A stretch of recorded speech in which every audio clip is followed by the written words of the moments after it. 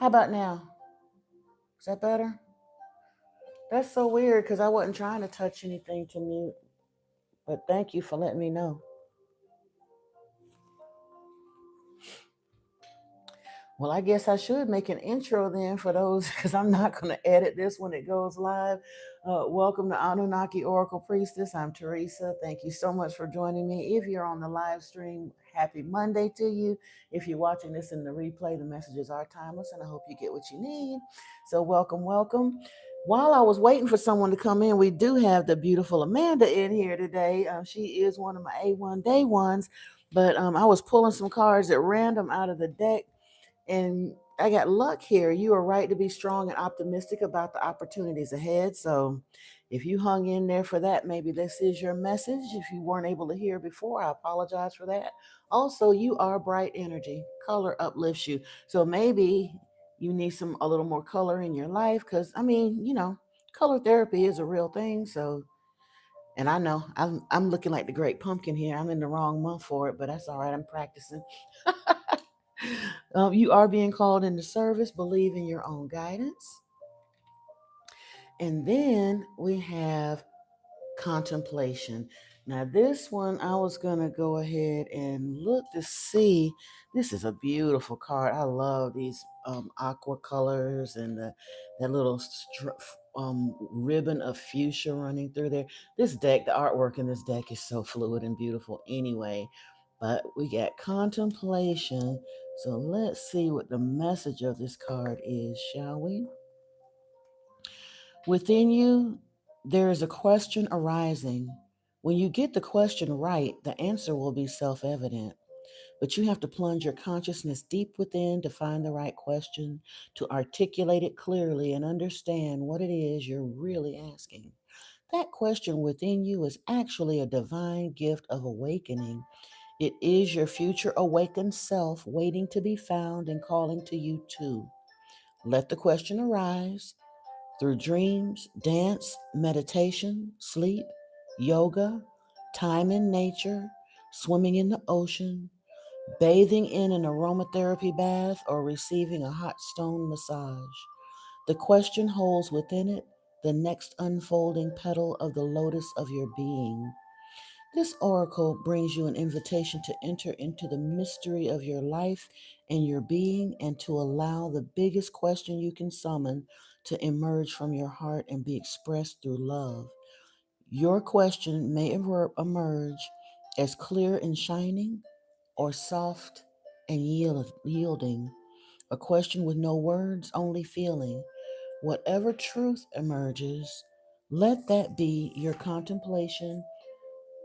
In response to that question, the next step forward will unfold before you, revealed in perfect clarity and perfect timing.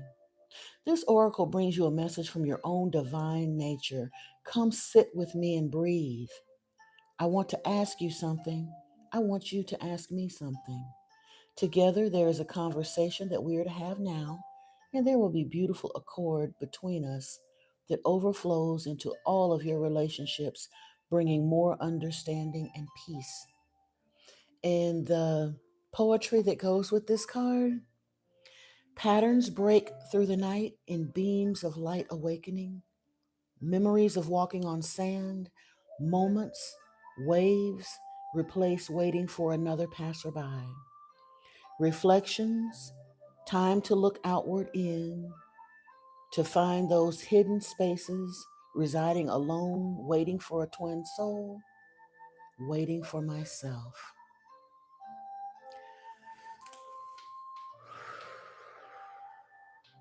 That's a beautiful, beautiful way to start our Monday tarot session. Namaste to all here, and to any whom that message resonates.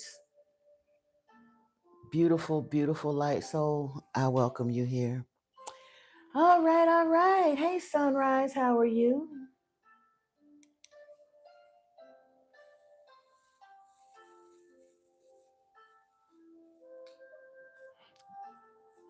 And I do apologize, y'all. I said I was going to be in here 2 hours ago. My time has been so jacked with these energies, man.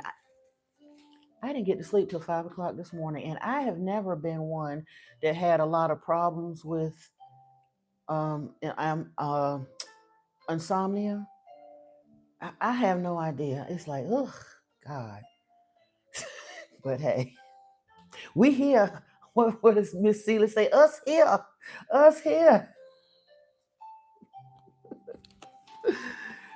Oh, thank you. And you pretty amazing yourself, Sunrise. You and Miss Amanda, I appreciate y'all. Everybody that's within the sound of my voice, know that you are loved, you are beautiful, and you are amazing because you have taken it upon yourself to answer the call.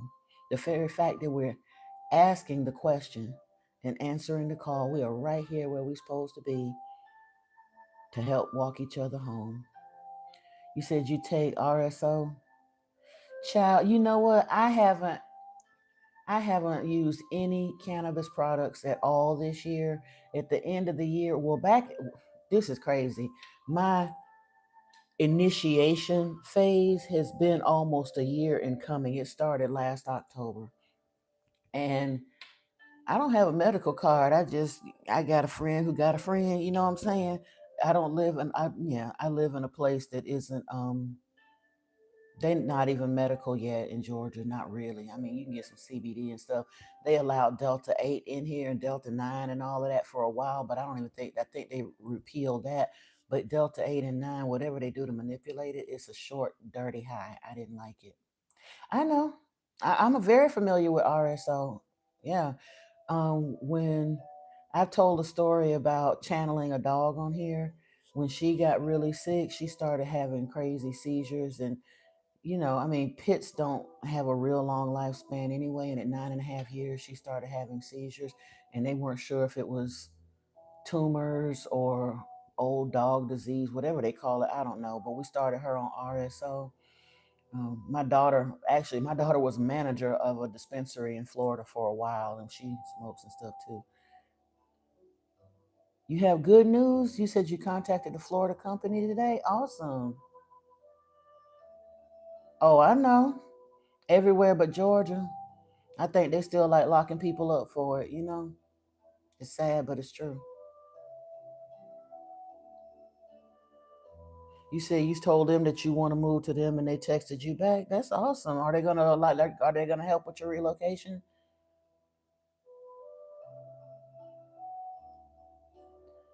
Honestly, oh yeah. Honestly, Amanda, cool, cool, cool, Sunrise. Congratulations. Congratulations. Um, the only reason that it's such a to me that is the biggest hypocrisy. Before we get on here, I gotta get on that soapbox a little bit because in the first place, the only reason weed was ever scheduled as a drug was to limit people. Once upon a time, farmers in America were required to grow a certain percentage of their crops as hemp. Once upon a time. And then along came Ford trying to make that hemp car that was going to help middle class and poor folk in America.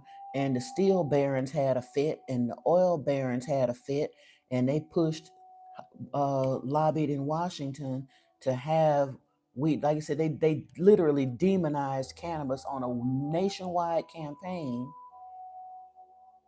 and it was just crazy. So now they're at a point they almost got to legalize it because their pharmaceuticals have gone so far that people need cannabis in order to heal from some stuff that the pharmaceuticals and the poisoning of the food industries are doing. They can't compete with the healing power of cannabis at this point. So they're bringing it back in. But don't you think it's hypocritical that the government is regulating all the dispensaries before they even go into a state and decide to change the legislature? The good old boys club that already decided on who's going to be the major growers, where they're going to be able to put the dispensaries. It's very much a closed shop within that industry, and then the government is controlling all of that and making a huge profit off of it because they are governmentally controlled dispensaries. but they still locking people up for casual possession in some of those places.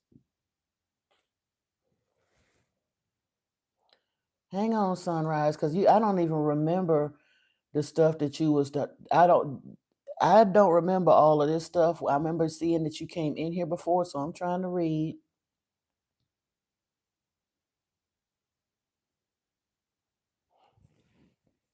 You said you feel a positive energy around it. Your experience with the Tennessee company has been negative. Okay. They yelled at you. You have the right to choose your trust company, so you're gonna leave this one. Your sister won't be in control as much once you move. Okay, that's good. But now it's not the same as when, yeah. It ain't. It depends. And again, I recognize that too. I had a very negative experience way back in the day because but honestly, I don't necessarily I don't just I don't trust a lot of the manipulated products. I trust dispensary weed more than I did now. Since my daughter was working in a dispensary, I've trusted a little bit more, but I still won't mess with like the oils and stuff. I've tried using the cartridges. They're manipulating that weed somehow. I don't know how in the world they're gonna claim something is supposedly a pure oil and they get a THC content and the terpene content and all of that, but it's such a short, dirty high that you wind up by the time you get through two cartridges, you can't even get high no more. You really can't. And honestly, if I were using it to treat a disease, it wouldn't matter. But I like to meditate with cannabis, so I like pure flower. My body, the way it processes it, I need to use it that way. When I eat it, when I consume it, the body high I get, I don't get that much benefit from it. Like I said, if I were actually treating a disease, I would use it internally as well. But the body processes it differently through the liver than when it comes through the lungs. So it's just really, really a different scenario. I have to I have to smoke it to get the benefit from it for meditative purposes. Like I said, fortunately, like they say, knock wood, I haven't ever had to use it to treat a medical condition. But for meditative purposes, I have to smoke it. Yeah. Is flower for you too? Yeah. Now, I prefer sativas, but every now and then I don't mind a nice hybrid because sometimes I do want to be just stuck on the sofa in my mind. You know what I mean? Um, but it needs to be a hybrid because if I get too heavy of an indica, it ain't just that I'm gonna be sleepy. It'll start taking me into paranoia if it's too heavily indica. Yeah, that part. So we didn't come here to discuss the pharmaceutical industry. Oh, but you know what? Before I get off of that, though, there is or there was. I haven't been on it in a while. There's a Canadian channel here. It's like a podcast that talks about medical use for cannabis.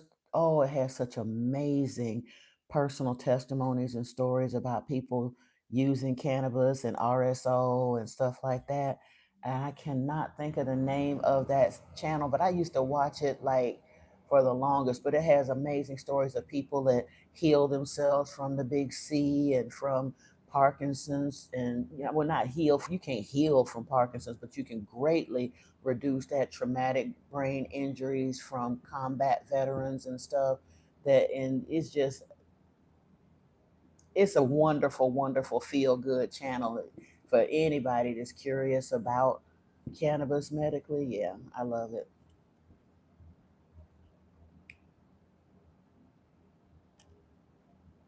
If you feel Sunrise, if you feel called to make the move and you have the legal wherewithal to do so, and the money lines up and the opportunity lines up and all the rest of that, sometimes them quick moves be the ones. I'm trying to tell you, I have been moved around on the chessboard, so to speak, several times in the past 7 to 10 years.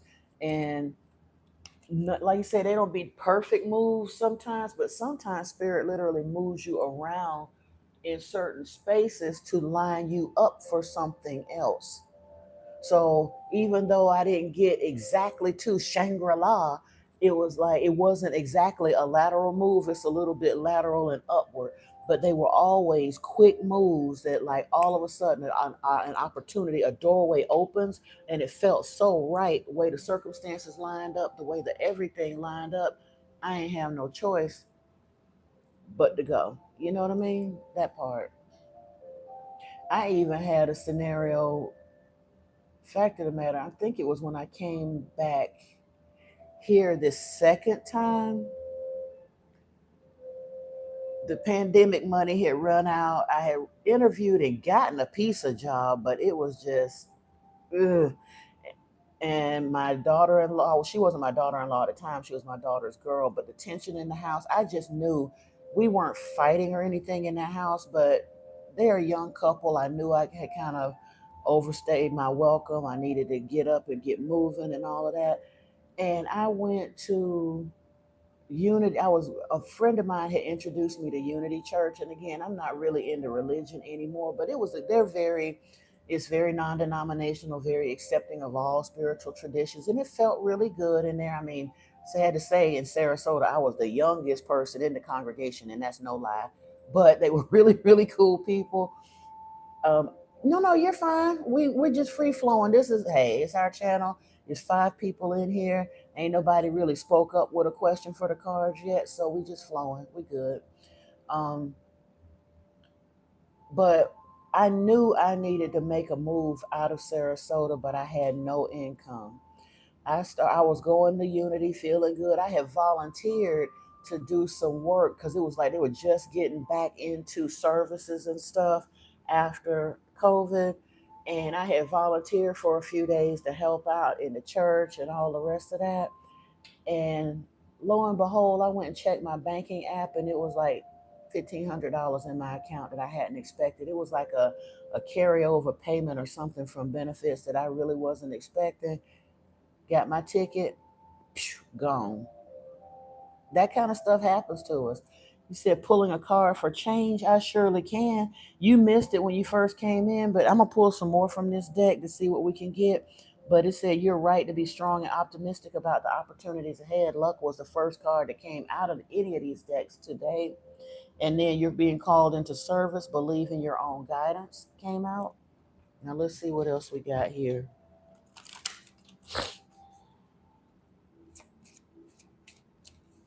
Okay, cool.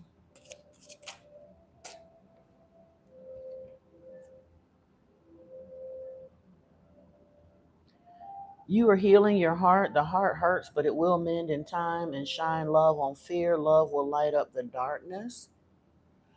Now, you said as far as change, we are moving forward. What we got? What we got, Spirit? What we got?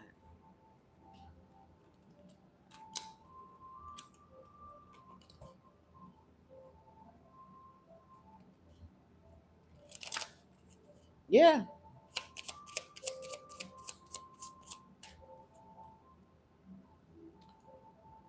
North Star, flip your inner light switch, and the quest, plunge boldly into life. Now, I don't know how much more change you could call for on that. So, that's what's up. That is what's up. Let me see here.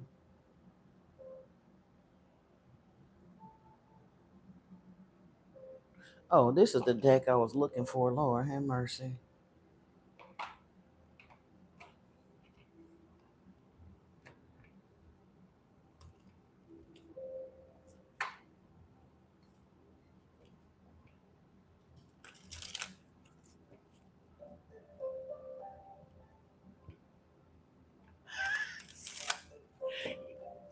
I forgive you, Sunrise. I forgive you. I forgive you. But you see what I mean? Sometimes you just kind of have to let it go. You really have to just let it go. And what's going to happen, going to happen. You ain't got to. Hey, look, for anybody watching the replay and don't know, Sunrise came in and was a little bit aggravated because they were, and I get it, some real, we ain't going to repeat everything that happened, but some real ugly stuff happened at the hands of uh, a relative, I believe it was. They did real dirty. including taking quite a bit of money. And she was feeling real salty about it, or hey, I guess if it's Jesus was feeling real salty and was wanting to know when that person was going to get their karma. And I was letting them know, you worry about the wrong thing. And at first they was a little upset, but we worked through the cards and they were at a better feeling place and they understood releasing that anger is for your benefit. It ain't got nothing to do with being nice and all of that, because your ancestors will they lick back. We need to practice unconditional love and forgiveness, kumbaya, love and light, all the rest of that. But when you hand it over to the angels and the ancestors, your ancestors petty as hell, and they get back. Karma don't miss nobody. She know the everybody address. And like you say, well, that's okay. I stand corrected. They weren't angry, they were hurt. But again, the person that did them dirty is caught up in a very lengthy, very expensive divorce. Everything they stole from her, him, them, everything they stole from them, they're losing times 10 in the divorce. So that's why Sunrise is laughing, because again, karma know everybody address. You can't hide.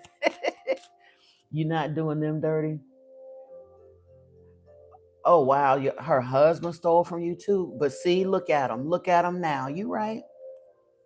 Celebrations are here. You ready to bring new and exciting things into your life? Their life falling apart, and it look like yours getting ready to get lit. I like that. Wish your heart's desire is ready to come true. Yeah. And you don't even have to worry about them. They did it to themselves. You got luck, celebrations, and wish here. It does remind you, be careful who you trust at this time. You talked about moving a trust from one situation to the other. So I believe there are some estate funds there. Just be careful who you trust at this time. Make sure that everything is lined up properly. Ooh, unicorn is here. Success, hope, freedom, healing, and magic are all available to you if you just believe. And world is here. Be open to new possibilities in all areas of your life. Wow. Wow, wow, wow. Angel, your angels are guiding and protecting you on your spiritual journey. Do tend to your spiritual journey. If you worry about that and let these clowns out here do what they do, let the clowns clown, child. Let the clowns clown. Let's get an angelic message here, and then we can pull a little bit of tarot. I've got a deck here. I had pulled these decks aside to do a pick a card reading and then wound up in a personal call with one of the group members for a while, so I wound up delaying doing the recording the group message. But I love this world card. Since world came out, this is one of my favorite world cards, and we're going to pull from this deck today. It's called The Family. It was done by a consortium of artists, I think in the Wisconsin area, but it's like all kinds of just unique artwork from a various selection of local artists out of Wisconsin. So yeah, we're going to pull some cards from that deck, but I want to get an angel message for you from the Angels of Atlantis. That's good. Yeah, keep meditating. And ooh, Haniel is here with hope. But we're going to read the messages for them too. So, ooh, Uriel is here with trust again. That one flipped right back out. It came out earlier, but I put it back because I wanted to shuffle for someone specific. But it did come right on back out. And Raziel is here with intuition. So let's see what those have for you today.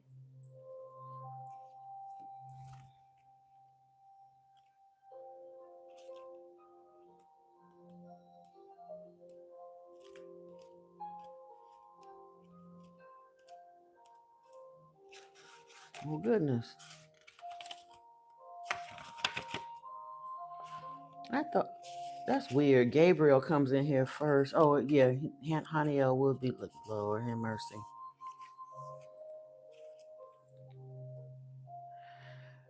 When we feel deeply and are affected by the thousand natural shocks that flesh is heir to, we may despair until the dove of peace enters our lives and once more lifts us up to hope. If this is a moment of such challenge, reach out and the angels will carry you to this virtue by allowing you to observe a beautiful scene in nature, another soul filled with joy or success, or a child whose innocence lifts your spirits. Within this form, you will see a manifestation of the oracle like a dove, allowing your spirit to fly in peace. Please repeat 3 times. Hope is the elixir of the divine. Yeah. And anybody else that's in here, if you do want to have a question for the cards when we finish pulling cards for sunrise, Jesus, we will be able to open the floor for free readings. I am doing complimentary sessions today. You say you feel so happy you saw a big yellow sun. You knew you were meant to be with the Florida company. Awesome. You finally have hope. That's beautiful. Uriel is here with trust. Let's see what the message is from the fire of God. I love that. I mean, a lot of them get different monikers, but like I say, Uriel is known as the fire of God, and I love that. That lets you know they ain't that, like I said, they ain't the little cherubic looking angel babies though. They come in and kick butt and take names when they have to.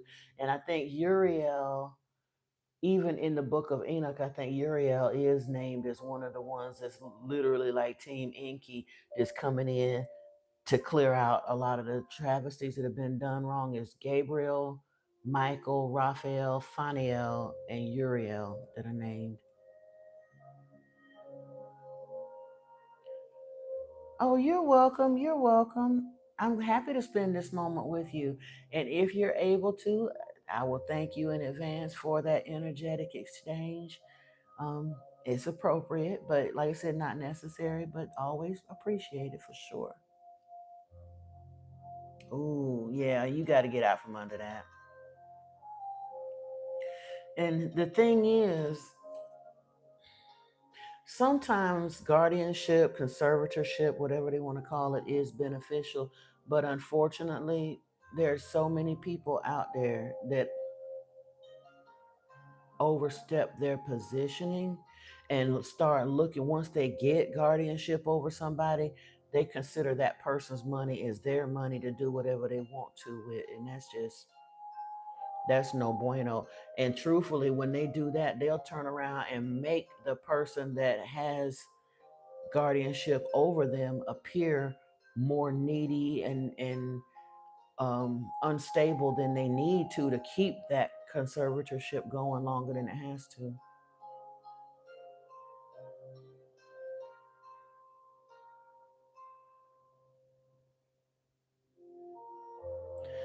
Honestly, if you're able to handle your affairs like that, is it possible for you to go, excuse me, to approach whatever courts put that trust in place and completely dissolve it and appoint yourself another administrator?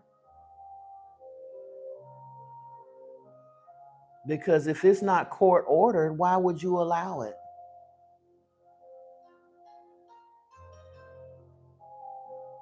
That doesn't, something ain't, the math ain't mathing, honey. But that's what I'm saying. Somehow she legally, in order for her to be able to do that, somewhere, somehow, a judge had to sign that into effect. And now that that statute has run, ain't no signing nothing over to another whatever. You might need to approach the courts about dissolving that scenario, period. And if they feel like you still need supervision, get an independent party or some other kind of something. If she's controlling your funds like that, you've already seen a lawyer. Okay, good.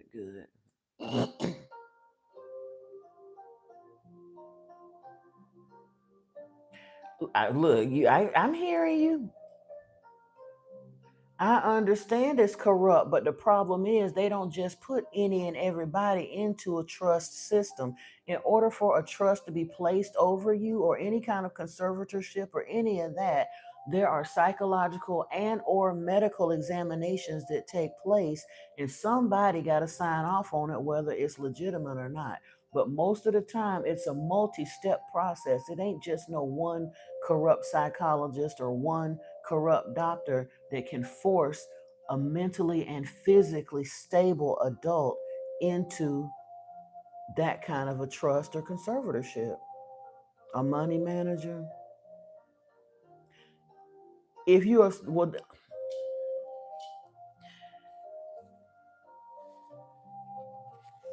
if you're of sound mind, you can change your money managers at any moment in time. Any moment in time. Come on now. I don't have enough money to have an estate planner and all of that at this time, but I do know that if it's not court ordered, you can change up whenever you feel like it.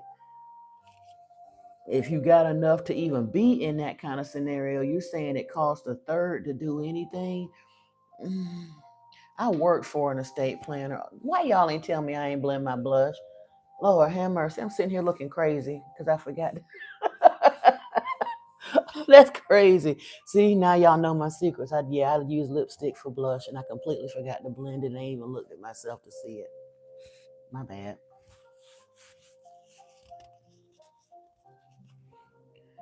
I don't know who. I ain't talking about suing her. I'm talking about changing who you've appointed. I honestly don't understand who wrote you into documents. If it's your money and you're of sound mind and you put these things in place, whoever set that up for you to where you lost control of your own trust, that wasn't a good move in the first place. But since it is your funds, you should be able to restructure your own trust. Again, it sounds to me like you went in with a corrupt estate planner.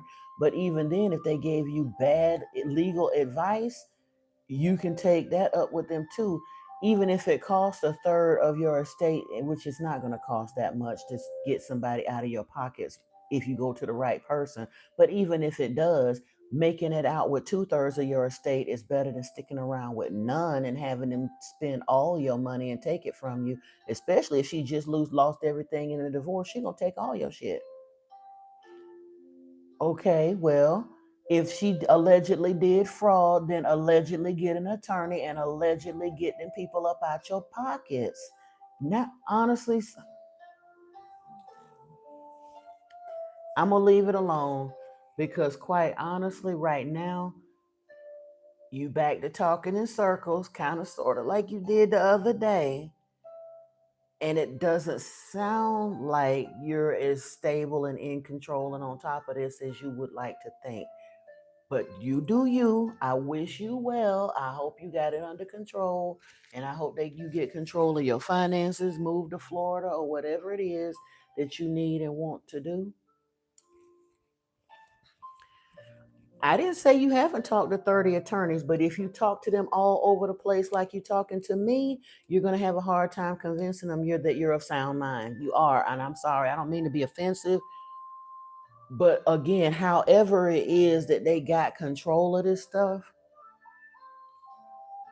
if you talking in circles to people, then they're gonna argue for the fact that you should not be released from this. You're saying that the statute is over, then it shouldn't be no issue. You saying you got to transfer to another trust company and all that. If the statute is run on it, then you should just be able to go live your life, whether you choose to put it in a trust or not. Okay, I'm glad you got it.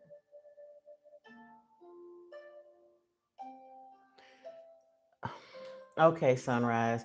Again, I thought we were on a better plane, and I take it we always just gonna move on. But you're saying the statute of limitations has run out on something, but you haven't been released. Those two things don't match. The math is not mathing. If you've been released, you're no longer under their control. If you haven't been released, then you are under their control. And I'm letting you know, even from the little bit you're telling me, and I don't want to be no deeper up in your business, but you came into this live stream and bullet point by bullet point start telling us your business, but you're talking in circles in such a way that if someone had to make an evaluation about your soundness of mind, they might be led to believe that they don't need to release you from this for your own financial safety. But I am glad that you're allowed to move and hopefully you'll get a better management company. So that's cool too. Yeah. All right, all right, all right. Does anyone else have a question for the cards today? Are we gonna head on with the general? Okay, that's cool. Ooh, burning, burning karma was here at the bottom of the deck. Burning off past bad karma, steps towards soul freedom, advancing toward your true potential. That's good. That is good to know.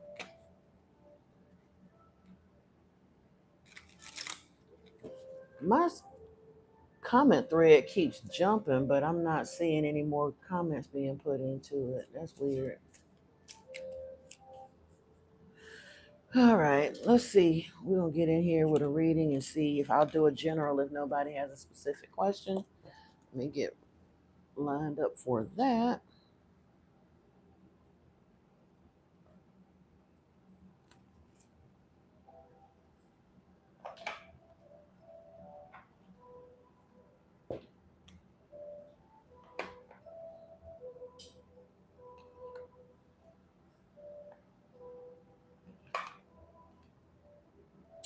Oh, I did say I was gonna pull from this deck today. I haven't ever used this deck on the channel. I don't even really use it for personals that much, so I'm gonna break it in a little bit because I did want it to be part of a pick a card for later. So yeah, I'm gonna use this one. The other one I have is the Journey Tarot. It's kind of a zenned out deck. We'll probably use that a little bit as well. We'll get on in here and see what's going on.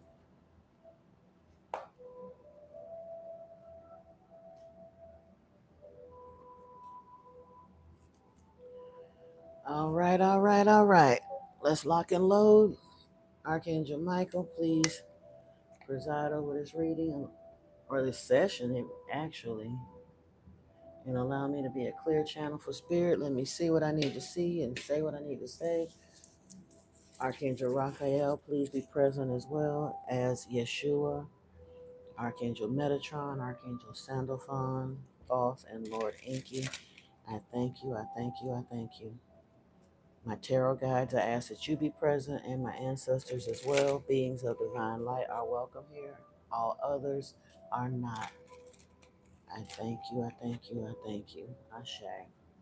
Hey, Red, good evening to you. Thank you so much. Welcome in, welcome in.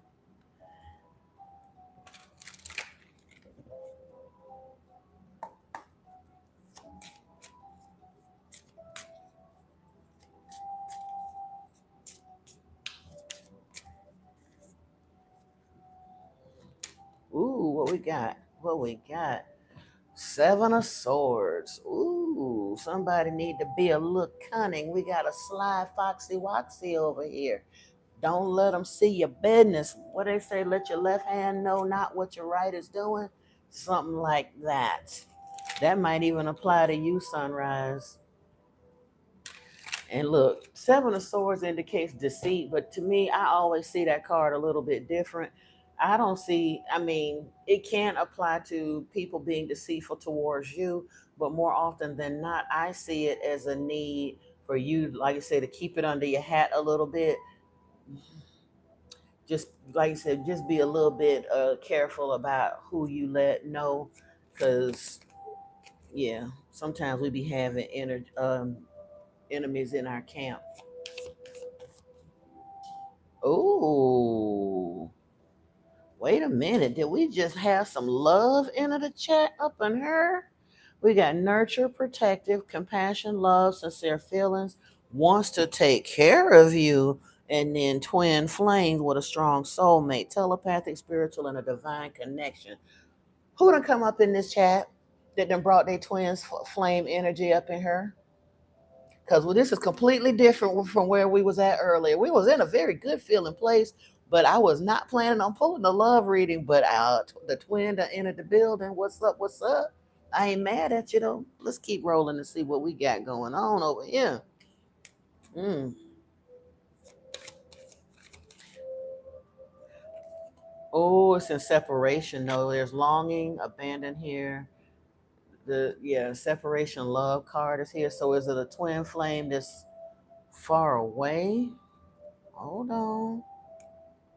Ooh, at the split, renewal was here. Spark, new life, fresh starts, rejuvenation, Healing after crisis.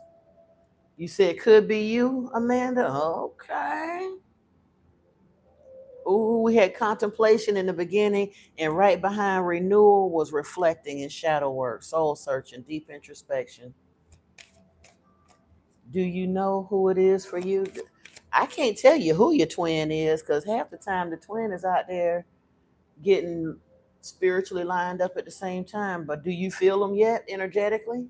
Because you'll feel them before you actually meet them. Y'all, this gonna sound crazy, but the person that I consider my twin now, and again, until we actually in union and beginning to grow old together, you know, because of the circumstances, it is a distant situation and all that. But I mean, we still talk all the time. Everything is cool. But energetically,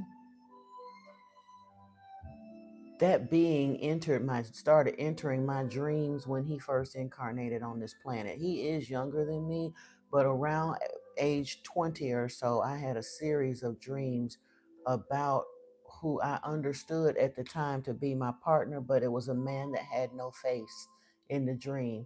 He was just wearing a black suit, I guess a tuxedo at the time, and I had several recurring dreams where his face was just light. It would not allow me to see a face, but I understood that it didn't matter what the face looked like. The energy signature was what I was supposed to pay attention to.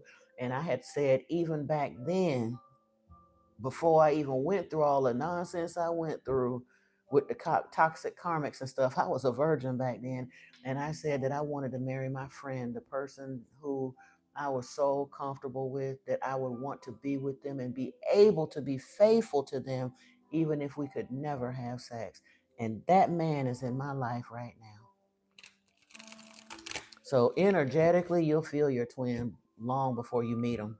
And I've heard other people say that too. So I don't think that was a one-off situation for me. You may not even understand or know who they are at first, but they'll spirit know and will start kind of lining y'all up some kind of way. Again, don't ask me how that worked because I don't know. Ooh, masculine energy is here though, yang. Mm-hmm. Inner child healing is at play, and abundance and windfall. I'm gonna take that too, because why? Yeah, we got to take that. Let me pull some actual cards in the love energy though. We're gonna see what we see here.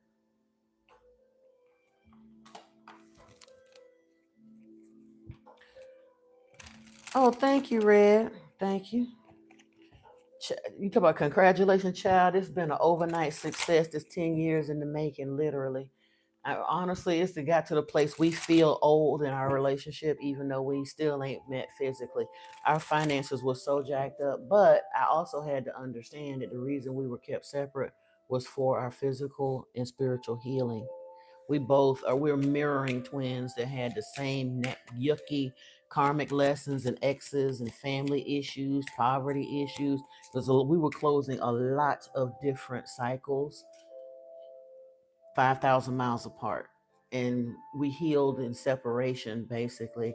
And now that we're at a point, we done cut the exes out. And even though we long since cut the exes out, but they were still in our energy, exes that didn't really want to be cut out and they was hanging on. There was some spell work that was identified on my end and on his separately by two different seers. He went to a spiritual man in his mama's church that was like, oh, and he read completely into our situation. So we did all of that. And it looks like the finances are going to start repairing and healing so that either by the end of this year or sometime next year, we'll come into union. Ooh, look at here. I'm going to go ahead and look through these first. Hold on.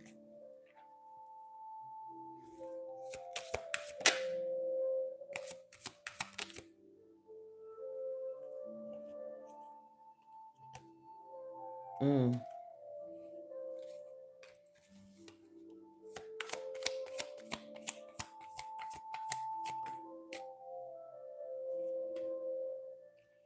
yeah. Okay.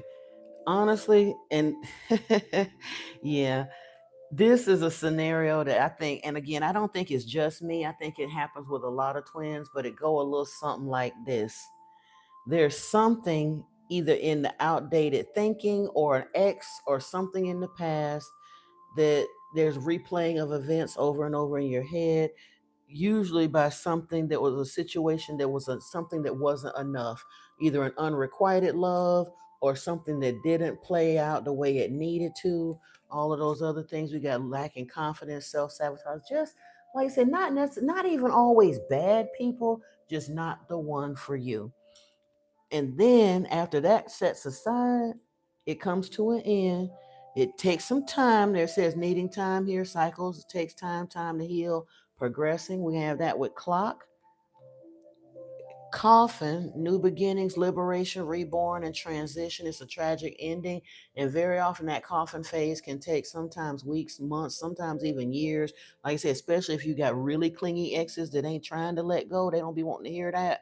They still trying to hang in there. And sometimes, again, poster child, they want to stick around in that, oh, let's remain friends. It's the mature thing to have an amicable split.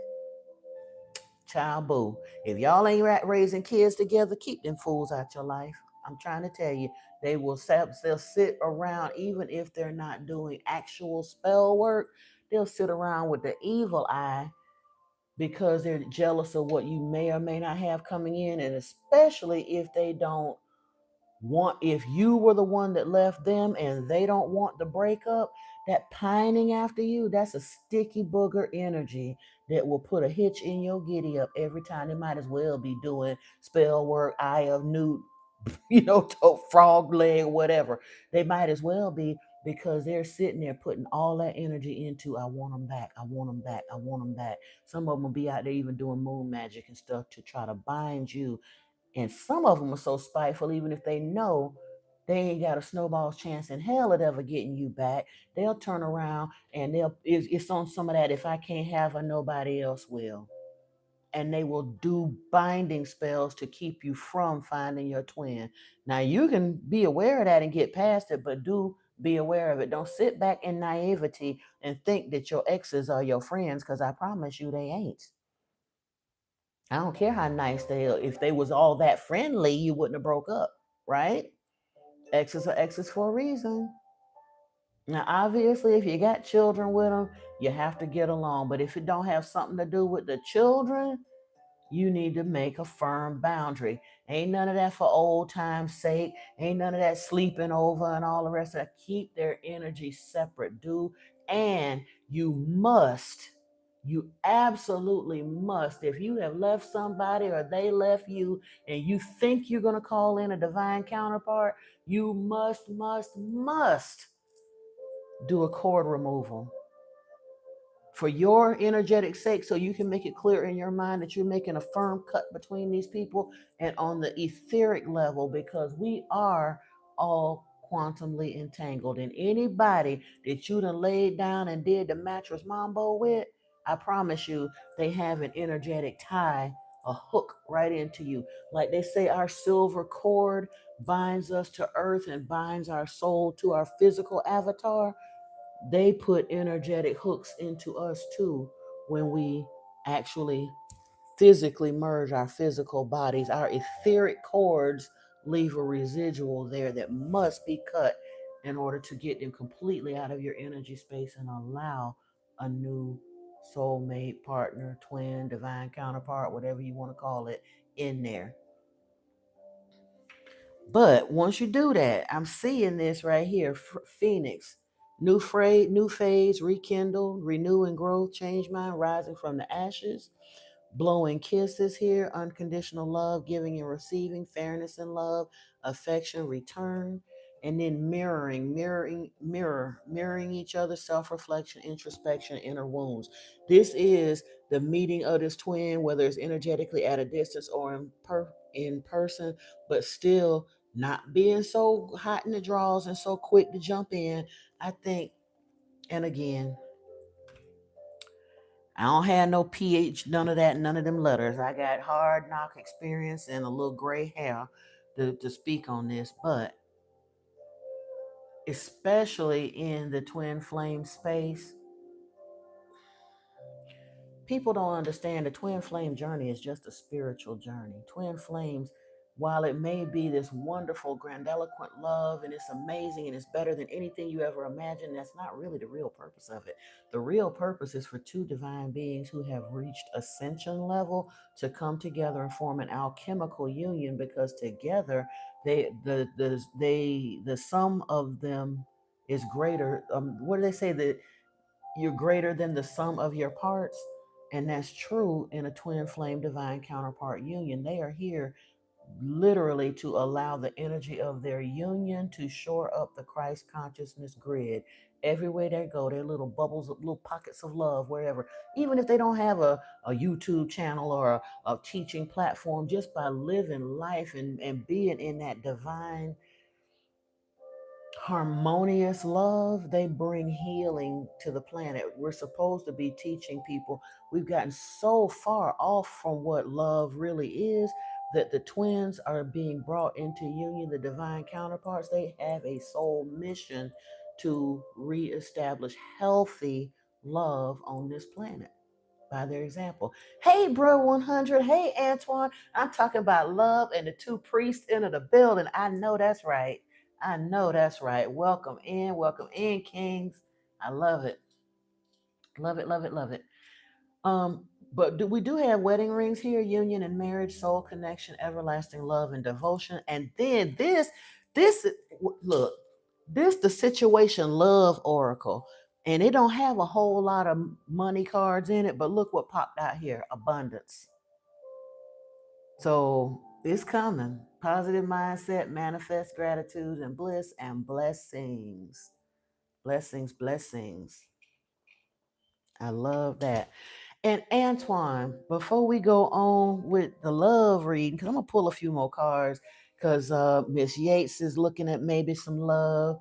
Sunrise, I mean, Red say it might be for them too. So we're gonna dig a little deeper in that. But I gotta thank you, brother, for bringing something to the light the other day when you was talking about the reader. And I don't want to name them on this live stream because again, I don't have nothing against the brother, but you mentioned them and asked, and you had an issue because you could sense the entities in that reader's dolls. And I had never really paid attention to it. But then come to think of it, when I got to looking back, I tried to jump on a live stream one night when I saw him come live, and that doll that be sitting on the thing did make me uncomfortable. I didn't really pay attention to, because I don't see entities and stuff like that, but I just never felt comfortable with the doll sitting on the table, so I left it alone. But when I really look back over the past month or so, I realized I haven't really been watching their readings, like talking about it, because they're still very heavily wading into karmic energies. Now, don't get me wrong, when I was trying to sort out what was going on with why I wasn't progressing and why my twin and I weren't coming into union and all of that, and I was kind of still sort of looking for answers, that brother was all on top of that, because it was a hot karmic mess involving spell work from the ex. And he called it right down to their sign, me and my twins, sun, moon, and rising signs. He outlined the whole situation like he knew us all personally. So I got a lot of benefit from that.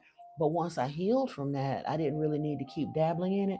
And today, just for giggles, I went to see what he had posted today, and looked at the one reading that I knew the rest of them weren't for me.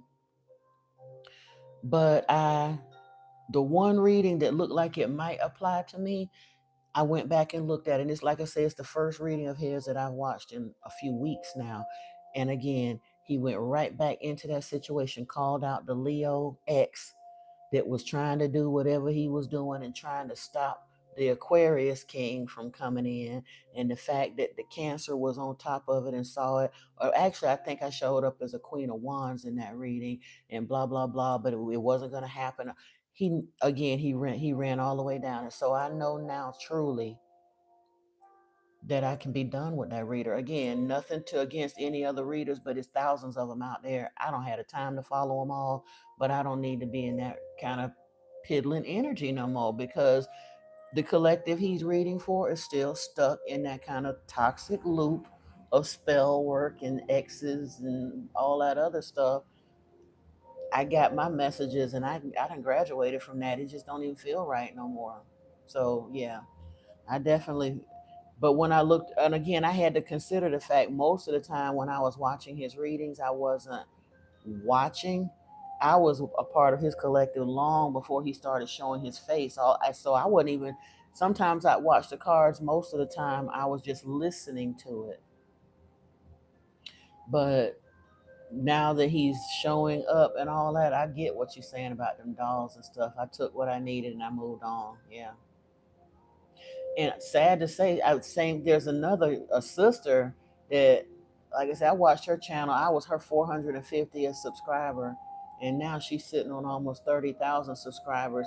And she's a mix. Some of her messages are super spiritual, but she still be piddling in a lot of really heavy energies that, and she don't like them either. But that's what's in her collective, and it's just not my messages no more. So yeah, yeah.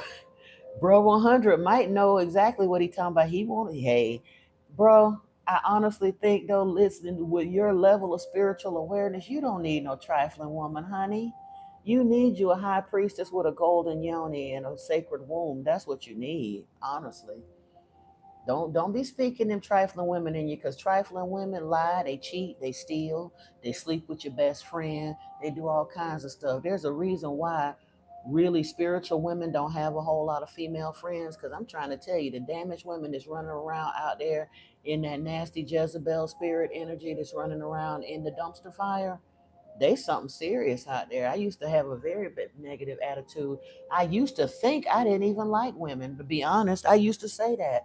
I love women, but I was around such low energy women that I was convinced that all women was catty, evil bitches. And I used to say that. It's sad. I apologize. I repent in dust and ashes, because I've met beautiful sisters since then. But where I was at energetically in my life, I was meeting some of them whatever, uh the red pillars and all of the type of women that be showing up on them type podcasts. Those were the kind of women, young, old, and indifferent, that were swarming around my life from where I was plunked down at, the types of jobs I was working, the kind of men that were in my life, all of that.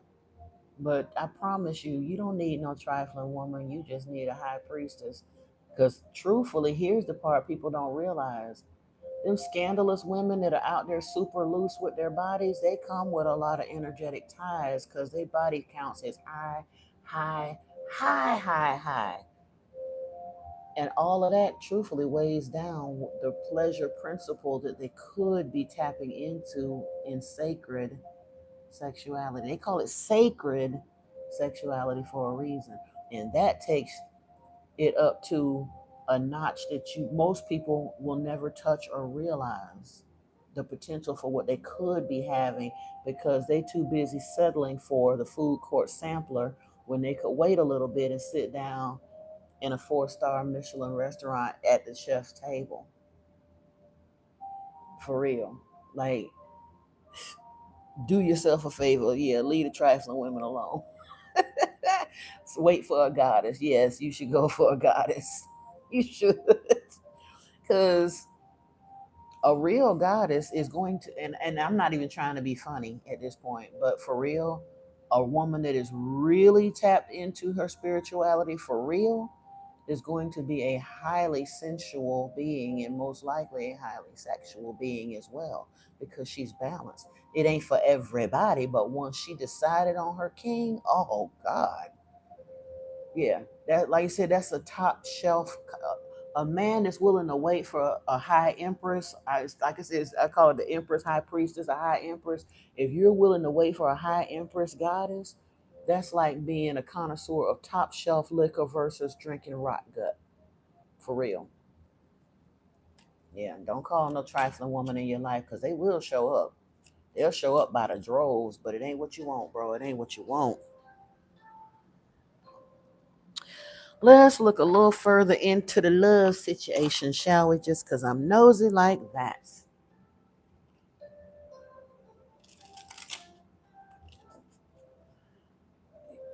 You say the pygmicious. But you know what? You got to be careful with that too, because there's a lot of women out there that will label. A good woman is a pick Misha because she's available, open, and honest. She ain't out there playing them hoodlum ratchet hood chick games. Um, yeah, it's like I've seen people calling them like the trad wives were pick Mishas. No, I think they've swung their pendulum a little far in the other direction. And there's really nothing wrong with being a trad wife, but it's a lot of women that aim to be trad wives that are shopping for what's not truly a traditional husband. And if you really, really understood what a traditional husband was, you wouldn't want that no way. I'd rather be somebody with a compassionate, like I say, a meet in the middle type attitude that he's decided that you can or can't work as you see fit. But yeah, no. You want one who does her own pressure canning and has a garden. Yeah, see, I ain't gonna be that much of a trad wife, but you know what? I will create us an altar and a sacred space so that we can do our breath work and meditate together. I get in there and cook, but I don't know if I'm gonna do pressure canning in a garden. I can kill a sweet potato plant, so I don't know. Uh, to some degree, it is, bro. 100. To some degree, marriage is a scam. To some degree, but your grandfather said that from a hurt place, or else trying to call himself being funny. My twins' grandfather used to say, "Love ain't nothing but a misunderstanding between two fools." But considering who he was married to, I understand that now. Why he thought that part. Oh, you're so very welcome, Sunrise, and best wishes of you too. Let us know when you get it all lined up. I hope works out the way you want it to, sweetie. Have a wonderful, wonderful day. Hey, Douglas, ain't seen you in a minute. Welcome.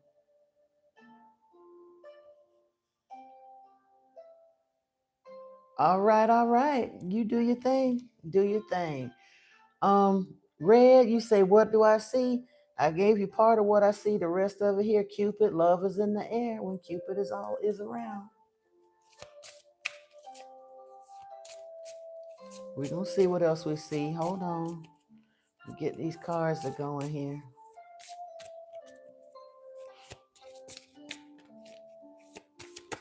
Ooh. Attract. The appeal of soul pairing goes beyond superficiality. Yeah. And that was the thing I was gonna say. I think a lot of these women that claim that they're trad wives and they want to be trad husbands, they again, it depends. Any of those scenarios that we like to label and box in can go horribly wrong if our picker is broken. And by that I mean we attract what we are a vibrational match to. So again, I'm the easiest guinea pig in the room, so I'll use my example.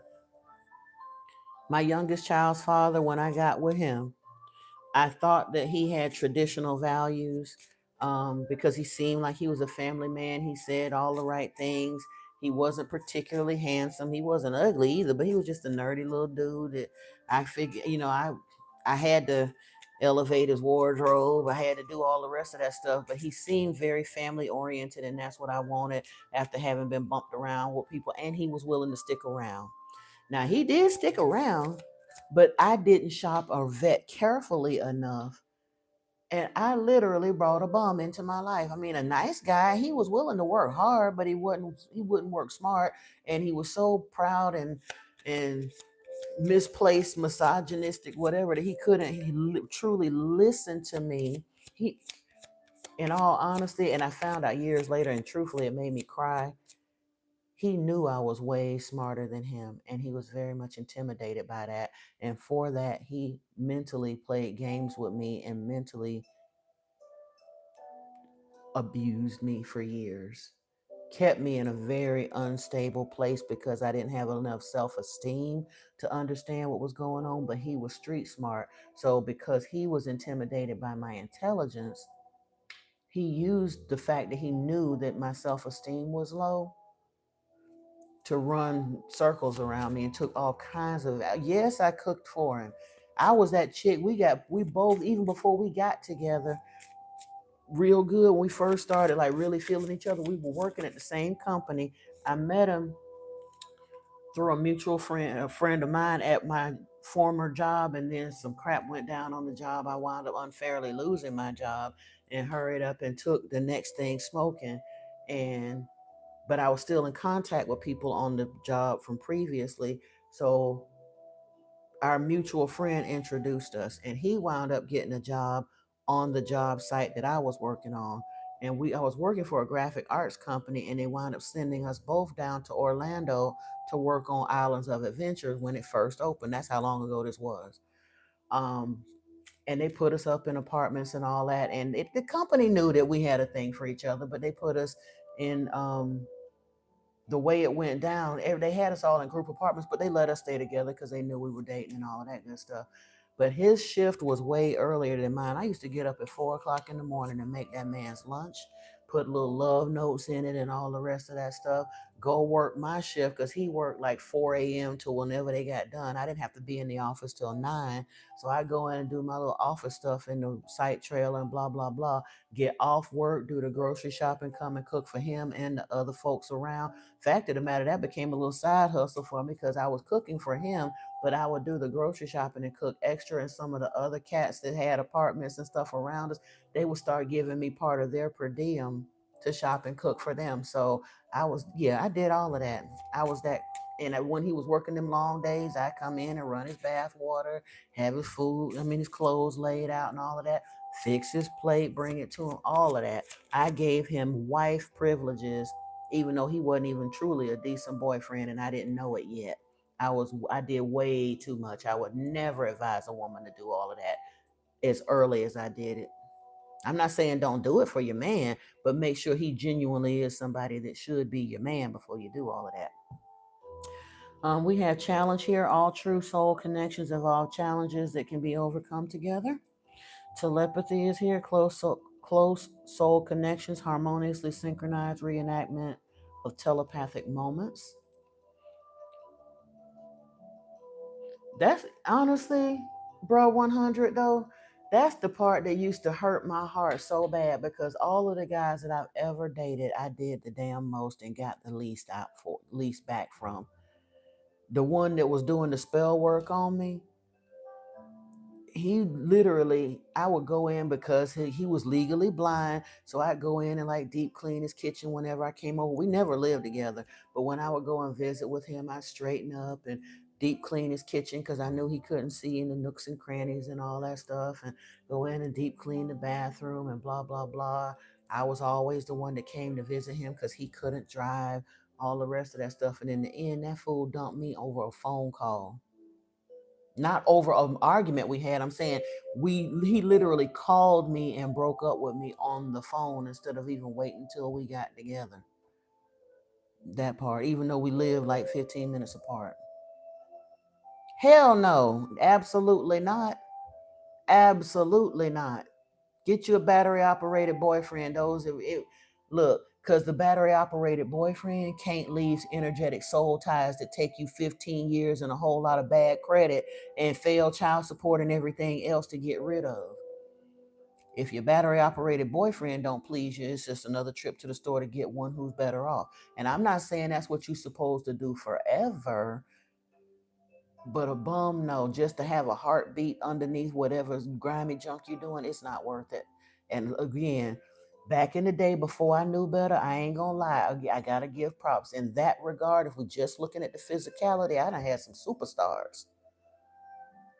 But at the end of the day, the soul damage that I took to try to, it wasn't worth it. It really wasn't. You said your grandpa said never to get married. Yeah, he was married 50 plus. Exactly. Exactly. And wouldn't have took her for nothing in the world. He called himself being cute and being funny.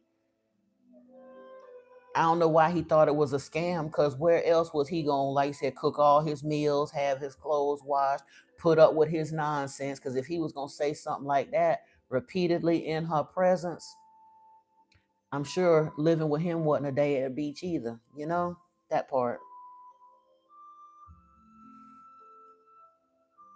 It is, Red, you're exactly correct. It's because I was an imbalanced empath that had a whole lot of complex PTSD that I didn't even understand what that was at the time, because I had religious trauma, repressed sexual trauma, um, The lack of self-esteem grew up, and my mother was a raging narcissist, had the body dysmorphia issues. I had all kinds of crap piled on my head that I was completely unaware of. And then in my mid 20s, was completely shunned, tossed out of my family home and all of my family associations literally overnight due to religious differences because I was kicked out of the cults. Tossed into the world, green as grass, with all of these trad wife ideologies into a world full of vicious men, vicious low energy men, I should say, who were searching for low hanging fruit. And an imbalanced empath with a low sense of self esteem is absolutely dripping ripe low hanging fruit for energetic vampires, sociopaths, narcissists, and other energetic predators. You are absolutely correct, Red. And I did. I had to heal. And exactly what Amanda said, until you heal, it'll be the same, just in a different body. And that's exactly what happened.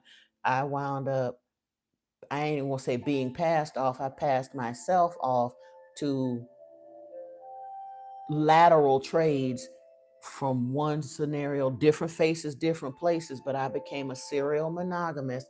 And they got a little bit better energetically, different scenarios, but yeah, it really didn't become much better until I got to a point where I got sick and tired of dealing with scenarios that weren't like that and decided I said the same thing other women say, well, the hell with it, I'll just be by myself.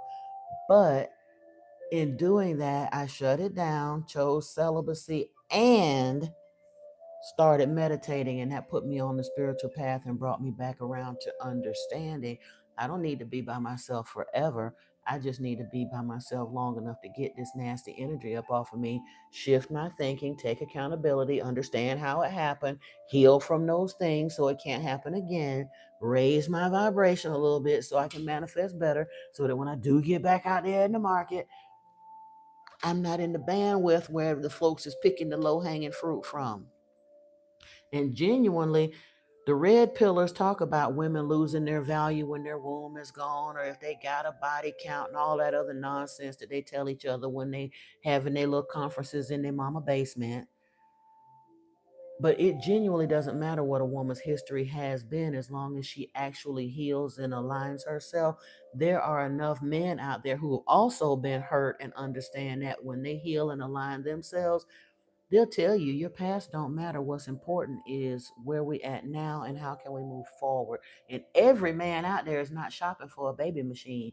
Very often they got a bunch of toxic ass baby mamas in their background. Some of them, not a bunch of them, but some of them have that already. They're not looking to necessarily procreate. They want to find love, comfort, companionship, reciprocity. And a woman who can genuinely provide that will always have some value in the dating market if she makes herself available and is careful enough to make sure that her picker is fixed so that she's now available to something cool.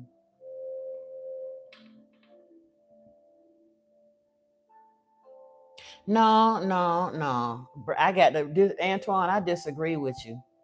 I disagree. You say if you gonna vibe low at less, let it be soulful. Let it be soulful. Don't settle for plastic when the rhythm could be real. I absolutely disagree with you, brother. That's one half of the reason people are stuck right now, because they'll settle for something as long as it's got a heartbeat, and that keeps them nasty, energetic soul ties alive in them, especially women.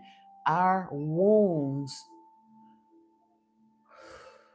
our wombs generate, and we literally cycle a man's chi through our entire spirit when we lay with him. So if you lay in with a nasty low energy, he may look physically clean. When I say nasty, I'm not talking about him being gross. He seems like a good deal on the outside, but his soul ain't right. You're cycling that through, women. Be very, very careful. That's how we wind up with these dudes that 20 years later still want to be in the friend zone, that's begging you, please don't remove your energy from me. I need your energy in my life. And yet you can't find love from nowhere, because all of these dudes are still clinging to your energy. You dragging all of that mess behind you, like old boy was dragging that alien across the desert in Independence Day. That's what it feel like, because you decided that you needed something with a heartbeat. Don't do it. Don't do it.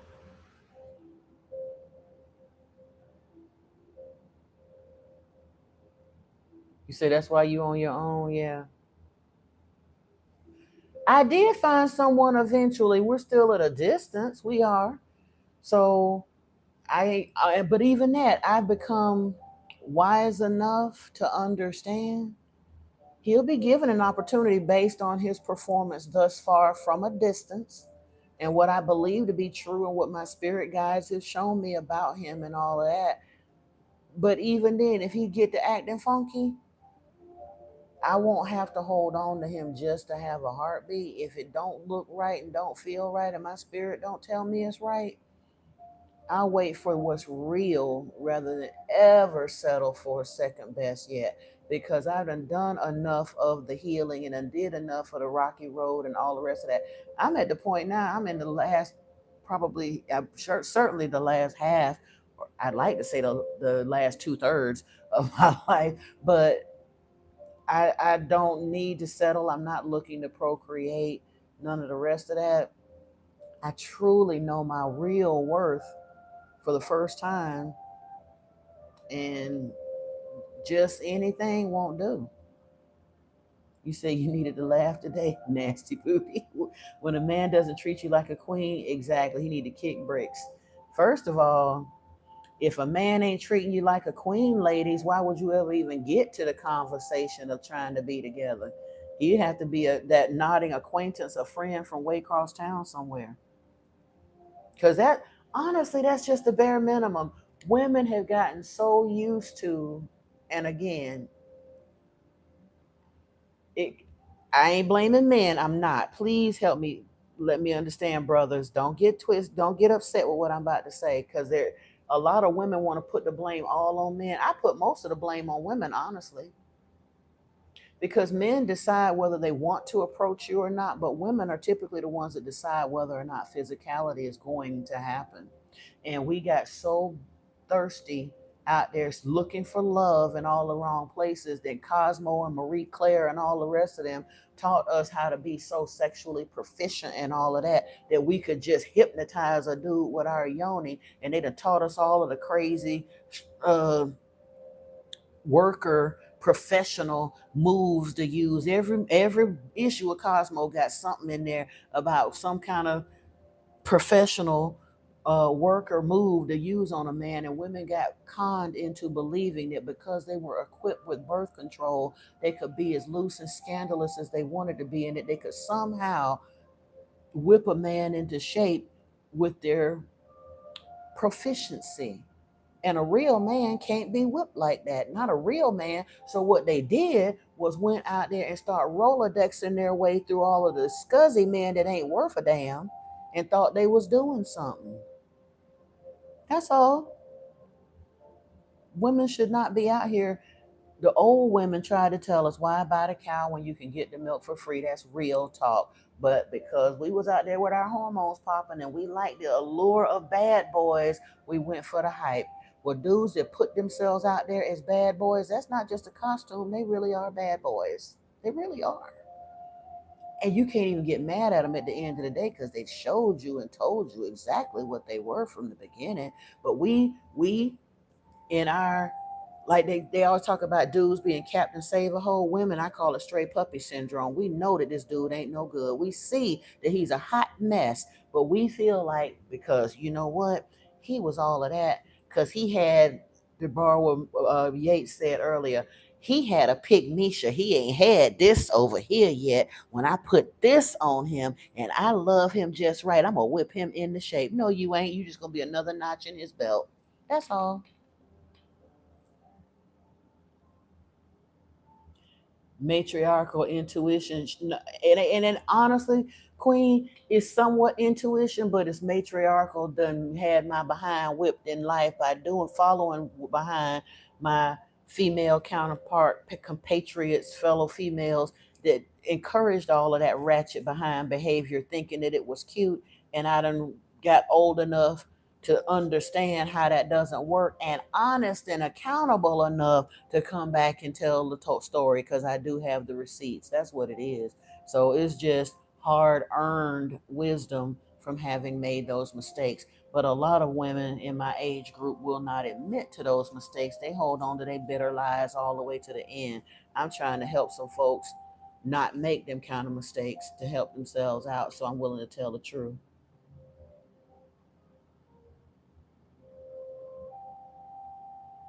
So you learn to trust what you see the very first time around. Don't be mad or disappointed. Thank your guys for the signs and move on with joy. And amen. Ashe.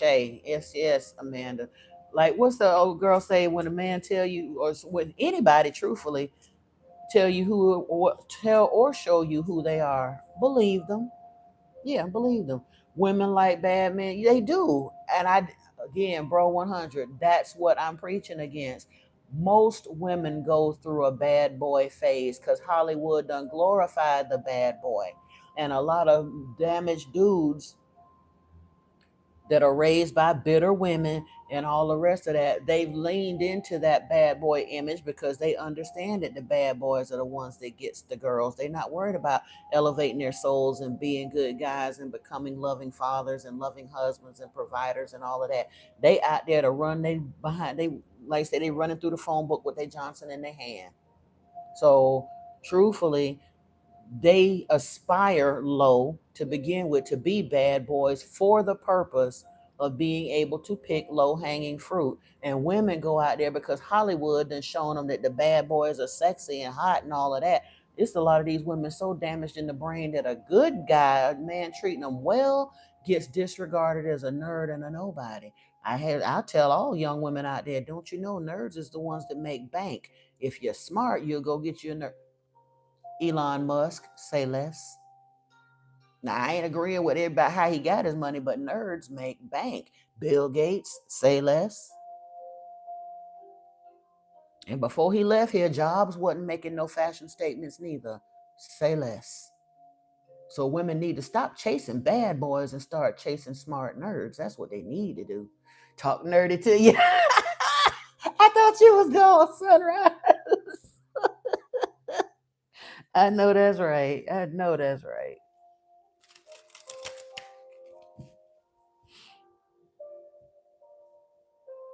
Yeah, you do have to get wiser as you get older.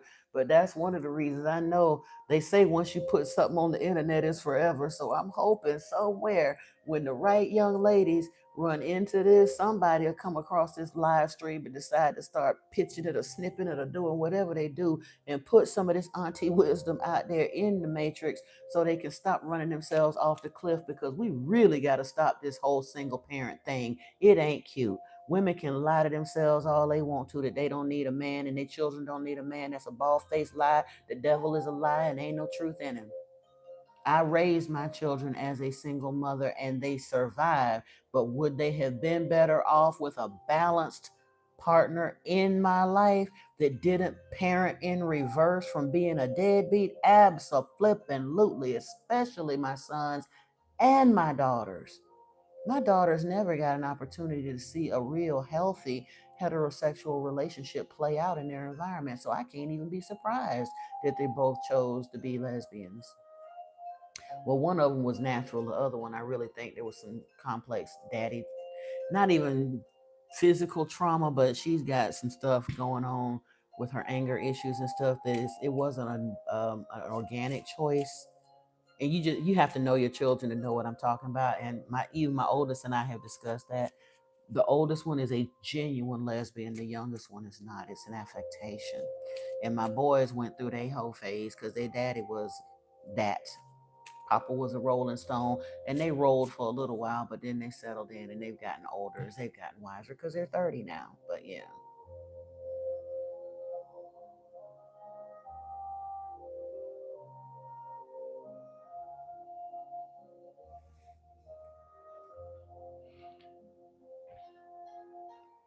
Your daddy was a file cabinet kind of nerdy guy. Yeah, you saw a sign 2 days ago with a filing cabinet when you was taking your walk. It was a sign from the other side. Okay, that's cool. As far as that other situation, Sunrise, I don't mean no disrespect, but I'm not ignoring you. I see those comments, but I'm letting it go now because there's not much else I can lend to that. I hope all goes well with you, but I'm not gonna dig back into that scenario because I think we yeah. You said you're raising children by yourself. Yeah, I hear you. You communicating with the Anunnaki as you speak. Tell Inky I said what's up. Clarity is here. Take a moment to think about your situation to figure it out, Red. No, I know. I'm just letting you know. I'm seeing your comments, but I'm just not commenting on them any further because of that. You're feeling a need to vent, but I would suggest to you be very careful about how much of your business you put out there regarding that, especially since it is regarding trust and attorneys and such. Don't make yourself a target online with that. So I'm glad I was able to help you, but I'm just not encouraging you to dig much further down into that scenario. And let's see what we got. Enlightenment. With enlightenment, there is no separation. We realize that we are one with the divine. So whoever's calling in this love situation, we got way sidetracked on the ratchet stuff. We're gonna get back to the good. Focus on things of value. That's right. I know that's right. We're gonna get back here to focusing on the things of value and see what come up out this deck.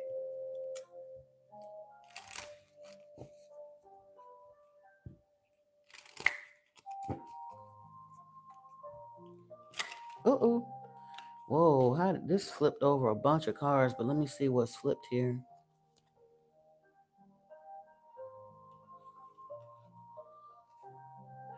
Oh, okay. Okay.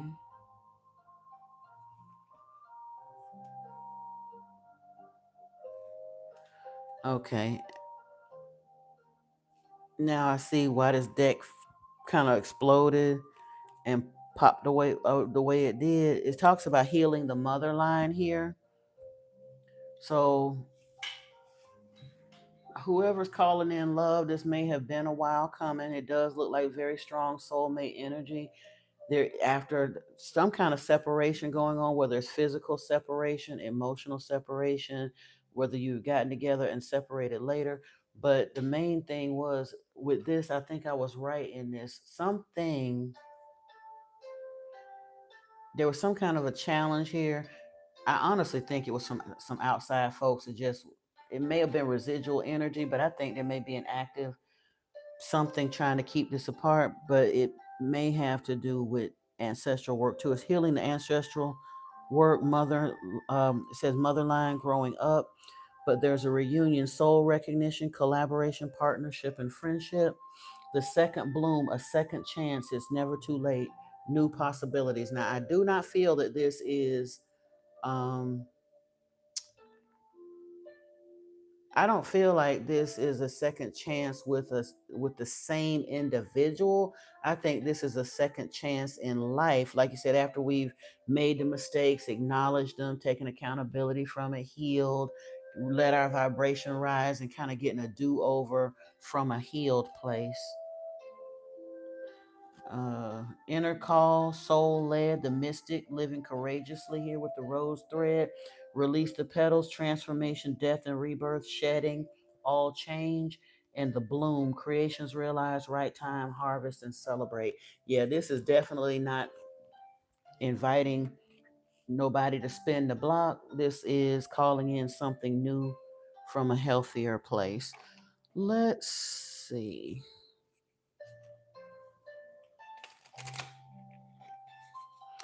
Ganesha and Baron Samedi. Interesting that you brought those two into the conversation, bro. 100. When I first got called towards tarot, it was through the Baron. It really was, and and I at the time I was called to work a little bit with Ganesha as well, as far as the mantras and stuff that I was drawn to. A couple of them were absolutely Ganesha mantras, and I remember some very powerful meditations in which Ganesha came into my energy space. Very, very beautiful.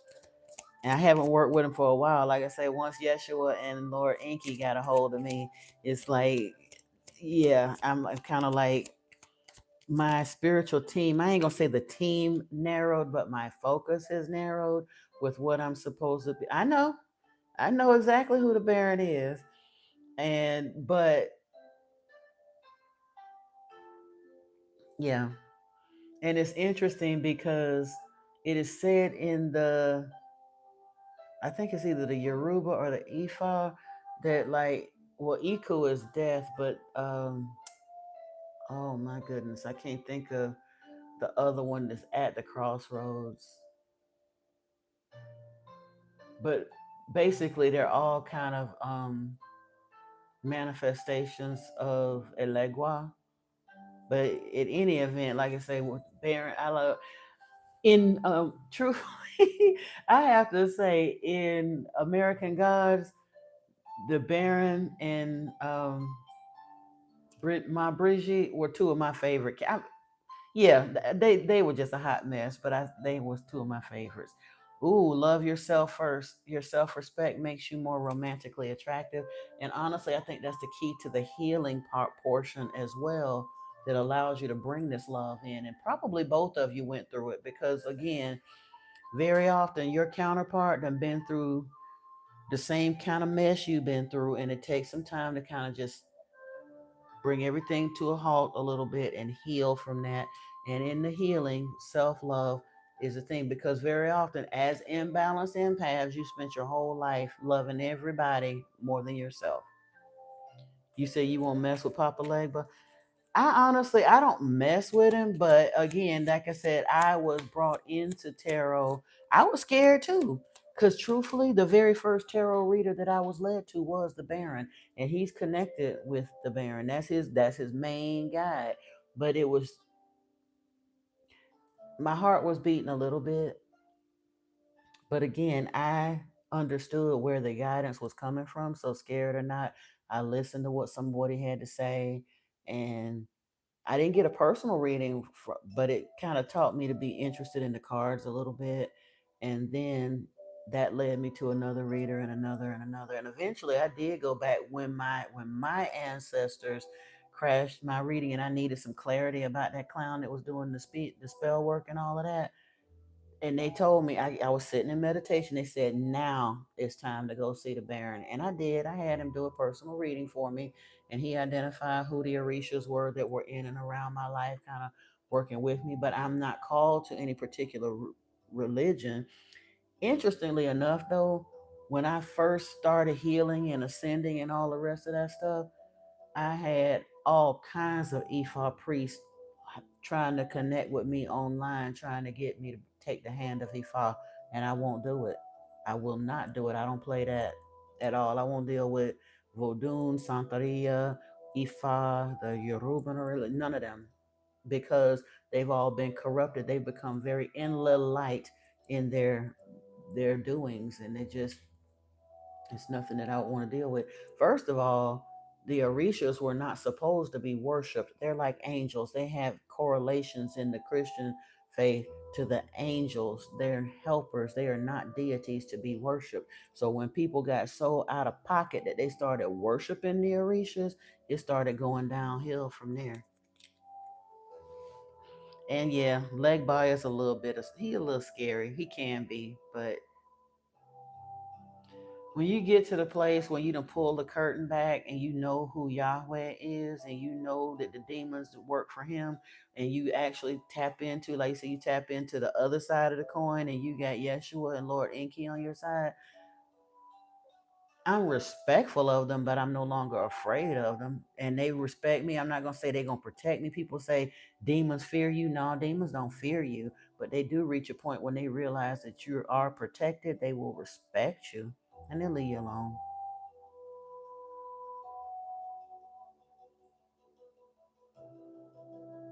Yeah, you can call on any of them at any time when you need something. We're just not supposed to be worshiping them, and they done got out of hand with that. But again, like I said, it there you can see the enlil light influence in all of those religious systems, because they done got to the place they doing spell work over people to make them do things out of their will, and doing using animal parts and sacrifices and putting people in boxes and all that kind of nonsense. That there's no love in that. And they'll do whatever you ask to and pay for. That's another thing that bothers me. If it's truly of love and light, how in the world can I go to a practitioner and ask them to do something evil to somebody else, and then for the right amount of money they'll do harm to another person just to make a dollar? That lets me know that ain't real. That ain't nothing I want to be messed up with at all. Which incense are good for driving demons or negative energy away, and why? I would look at any of the holy woods: agarwood, frankincense, palo santo, sage, sweetgrass, copal. Yeah. Personally, and I know a lot of folks like sandalwood. My roommate burns so much sandalwood, so I'll use sandalwood mixes. But the brand that he was using was kind of cloying and sweet to me. I prefer me agarwood is my main go, and then like I said, frankincense and palo santo are close seconds for me. Okay, I got some dragon's blood here, but most dragon's blood preparations get a little, they're sweet and a little too light for me. But I just kind of rotate them. Sage is my least favorite because sage, I don't care. I use dragon blood sage because it's slightly less stinky than regular sage, but I will burn sage from time to time because it's effective, you know. But I have learned since I've been on this walk, I may use like just regular whatever incense, but I've just started paying. I think I showed people before. I don't really do a lot of the commercial. Like you go in the gas station, they got blood effects, that sex on the beach, and all of other flavors. That stuff it smells okay, but I prefer real resin incense. There is no charcoal core to this. It is just pressed resin. I think this is the Palo Santo. This was an agarwood container, but I put the Palo Santo sticks in it for just. Speaking of which, let me light some incense right now.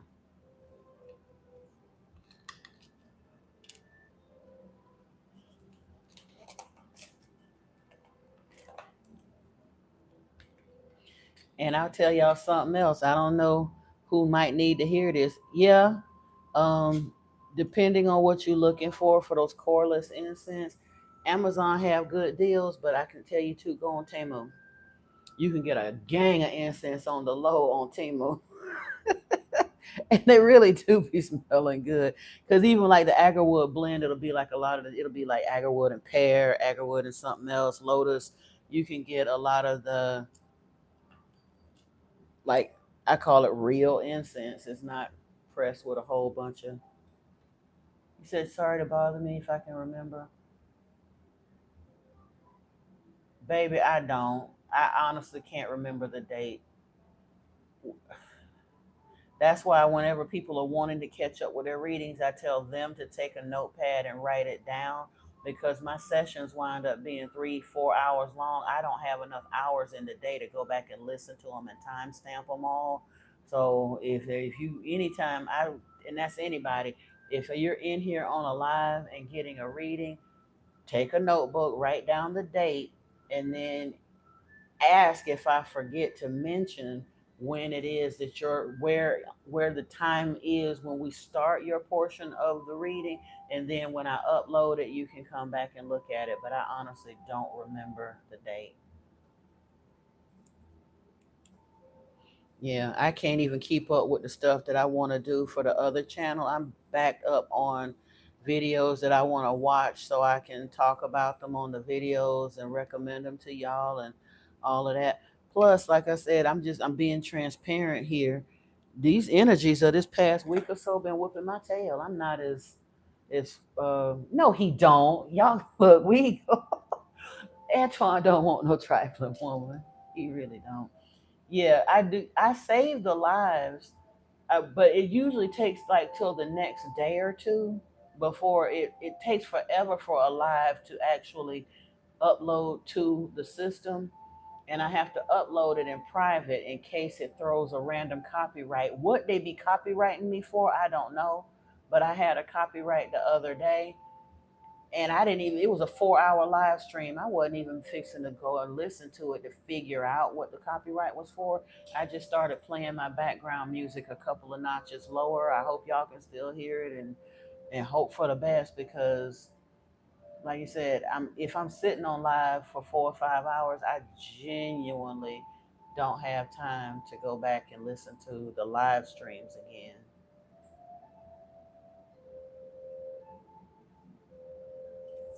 When I get off of here today, I've got two readings for this channel that I've been wanting to do, two pick a cards, and then I got a couple of things that I definitely still got to finish up the book of Enoch, and then get back into the other stuff. You can hear it? Okay, good. I think before I just had it way too loud, and then if a commercial comes in, if you don't hurry up and mute it within like the first split second, that might be part of the reason for the copyright. I have no idea, because I turned this thing down to like 8 or 9. I just flow better when I have some background music when I'm handling the cards, so I don't know. All right, now let's see where we at. We had love yourself first, express your love.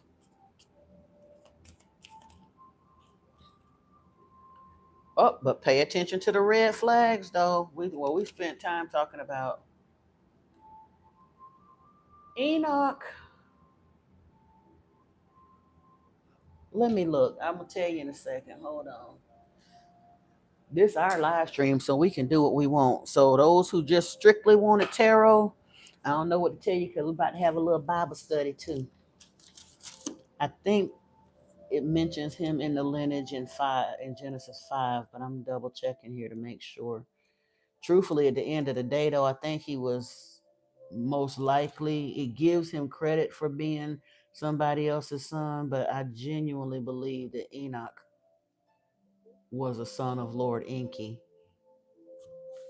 Because look at here, and we're gonna take a minute. The reason I say that, it says it talks about Adam's descendants down to Noah, and we know Noah was a son of Enki for sure. But this is what made me think that Genesis 5 should have been called the exploits of Enki instead of Adam's descendants to Noah. It says, "This is the book of the generations of Adam. When God created man, he made him of the light in the likeness of God." Hold on a second, because I also want to cross reference. Oh, sorry, y'all, for your ears. I just dropped a whole pack of cards behind me, but I'll get it later. Hold on. I'm going to look up some of these folks in the glossary back here and see how they correlated in the lost book. Male and female, he created them. He blessed them and named them man when they were created. Now, again, it should have said, when the Elohim created man, he made them in the likeness of the Elohim. Male and female, he created them. He blessed them and named them man when they were created. When Adam had lived 130 years, he fathered a son in his own likeness after his image and named him Seth. Wait a minute, what you say, Antoine? Enoch is a descendant of Seth, known for his righteous and prophetic visions. Okay. Now, the days of Adam after he fathered Seth were 800 years. He had other sons and daughters. Thus, all the days Adam had lived were 930 years, and he died. Oh. When Seth had lived 105 years, he fathered Enosh. Seth lived after he fathered Enosh 807 years and had other sons and daughters. Thus, all the days of Seth were 912 years, and he died. When Enosh had lived 90 years, he fathered Canaan. Now, let me look over here. Hold on. Hold on. Because this is how we do the study in real time. Because Canaan is mentioned, I think, wait a second.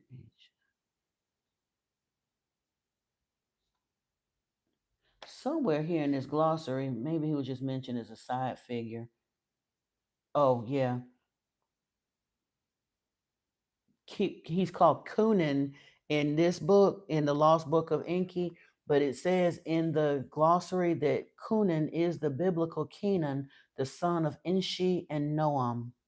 So Enshi was Enosh in the Lost Book. But it says when Enosh had lived 90 years, he fathered Kenan. Enosh lived after he fathered Kenan 815 years and had other sons and daughters. Thus, all the days of Enosh were 905 years, and he died when Kenan had lived 70. When Kenan had lived 70 years, he fathered Mahalalel. Let me see if he shows up here. Yeah, Malalu in the Lost Book of Enki is the son of Cunan and Mualat. He is the biblical Mahalalel. So he's mentioned in the Lost Book too. When Kenan had lived 70 years, he fathered Mahalalel. Kenan lived after he fathered Mahalalel 840 years. He had other sons and daughters. Thus, all the days of Kenan were 910 years, and he died. But the reason they were named in here was because they were hybrids. They were named in the Lost Book of Enki. I can't go back all the way through the book to find where Kenan and Malalu were first mentioned in the book. I'm gonna probably have to take some time and see if I can find it one day. But that's a lot of pages to go through. It's like 300 pages to read through to try to find their reference in the Lost Book, but they are named in the glossary as to who they really were and who they showed up as in the Bible. Um, when Mahalalel had lived 65 years, he fathered Jared. Jared, let's see, Mahalalel lived after he fathered Jared 830 years, had other sons and daughters. Thus, all the days of Mahalalel were 895 years, and he died. Now, let's see if we can find Jared in here.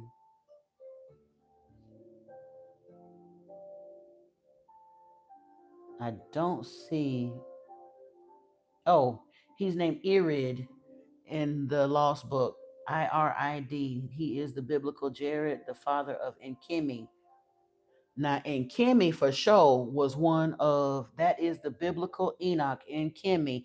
And the reason he had the name Enchemi was because he was one of Enki's children. Remember, Enki's wife name was named Ninki. That's the way the Anunnaki named and labeled who belonged to them. Enlil's wife was named Ninlil.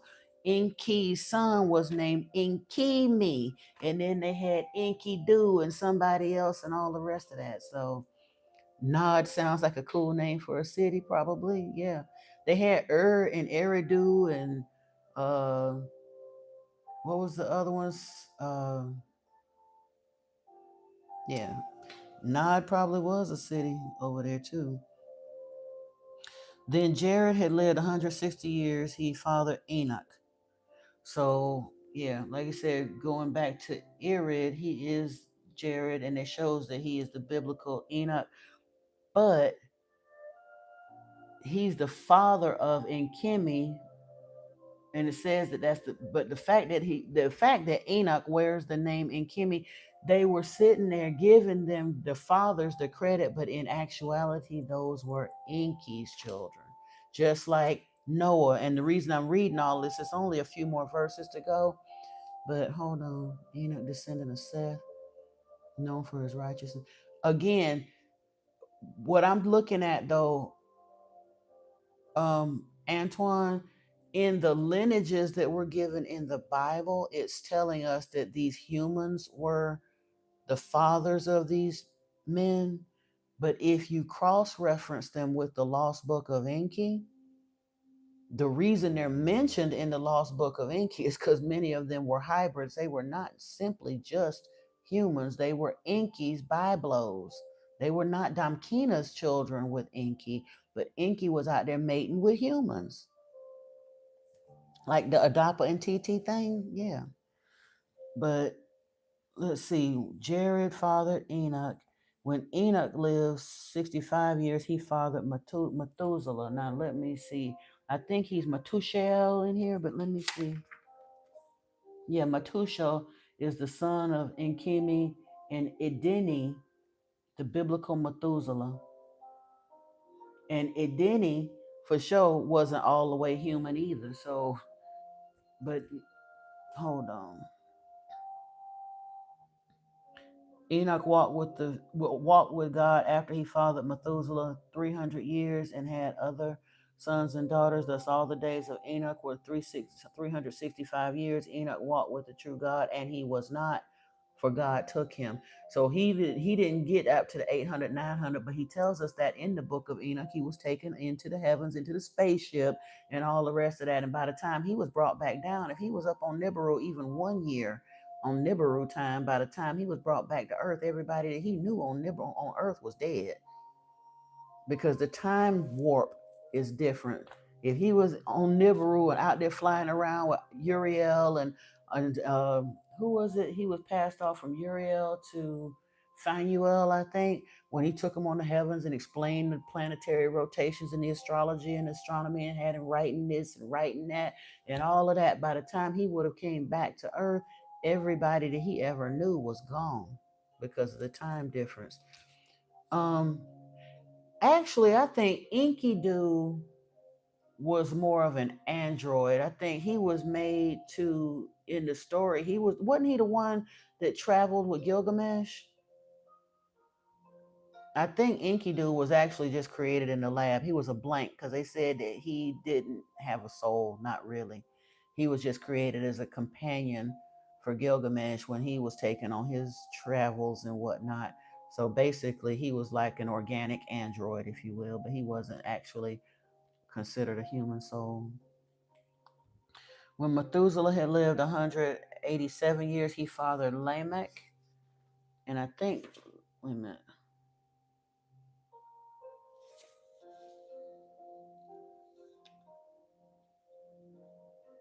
Yeah, he's called Lumach in here. He's the son of Methuselah and Ednot. He is the biblical Lamech. And he had other sons and daughters. He lived 969, and he is the oldest one named in the Bible that lived.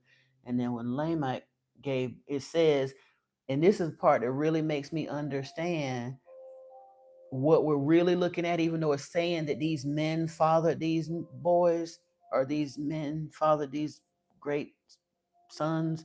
When Lamech had lived 182 years, he fathered a son and called his name Noah. Now, the Lost Book of Enki tells us straight up that Noah, even though he supposedly is Lumach or Lamech's son, he was not truly Lamech's son. He was Enki's son. They gave him Lamech credit for being the father but Enki was keeping very careful records of his biblos, because he even admitted when they sent whoever that was that they sent to Nibiru, and remember they told him don't eat any of the food and drink. They told the human not to eat the food and drink because it would kill him. So he was afraid to, he refused to eat the food and drink. And Anu was insulted as to why he was being offered hospitality and why this human would not eat their food and drink. And then the person that had, the other son that had been sent as an emissary, pulled daddy aside and gave him a letter that Enki had sent to his daddy and let him know, I told him don't eat the food and drink because he is my son, which means by him having been half Anunnaki, if he had actually eaten that food and stuff on Nibiru, it would have given him immortality too, or at least a long enough lifespan that he would still be alive today. He might not have been truly immortal, because they're not truly immortal until they do their spiritual work, but they live thousands and thousands and thousands of years. So he warned his father, do not feed him none of that. Hurry up and send him back. Because I'm telling you, they don't know, but that's actually my son. And his daddy just kind of laughed at it like, you whole coot. And then he sent him on back, but he understood. You said the Galu were created by Enki. They are the Greys. And honestly, that kind of would make sense, because some people say that the grays are us from the future or something. That something happened and we on one of the resets we destroyed our planet or whatever, and that's kind of the form that we were left in. But truthfully, if he was on a mission trying to help us find our way to true sentience and ascension, it could be that the grays wound up being some kind of an experiment gone wrong. I wouldn't doubt it. Enki is a geneticist. He's a creator. He's going to continue to create. That's one of the reasons why the story in the Bible about how supposedly the creator of all just made us, and on the seventh day he rested and he didn't do nothing else. And I'm like, that don't even make sense for God to do all of this beautiful creation and then just sit on his butt forever. We're humans. We're puny, imperfect humans, and we can't stop creating. Why would we ever think a master geneticist or a master architect or a master designer would ever stop creating? It's in their so-called blood. It's in their nature to create. He created them to serve as emissaries instead of using humans. That I can believe too. Now the agendas then got twisted, but again, most of the agenda, we don't even know what the real agenda of the Greys is, because humans started capturing their ships and the governments got all twisted in that. We were taught to fear Greys, but we don't really even know if they're truly to be feared. There's probably good Greys and bad Greys, just like there's good people and bad people, you know? I'm excited to meet whoever decides to show up and let us finally see who they really are, to be honest. The Epic of Gilgamesh, Enkidu, is created by Araru, the goddess of creation. She molds him from clay. But that's what I'm saying. But the Epic of Gilgamesh,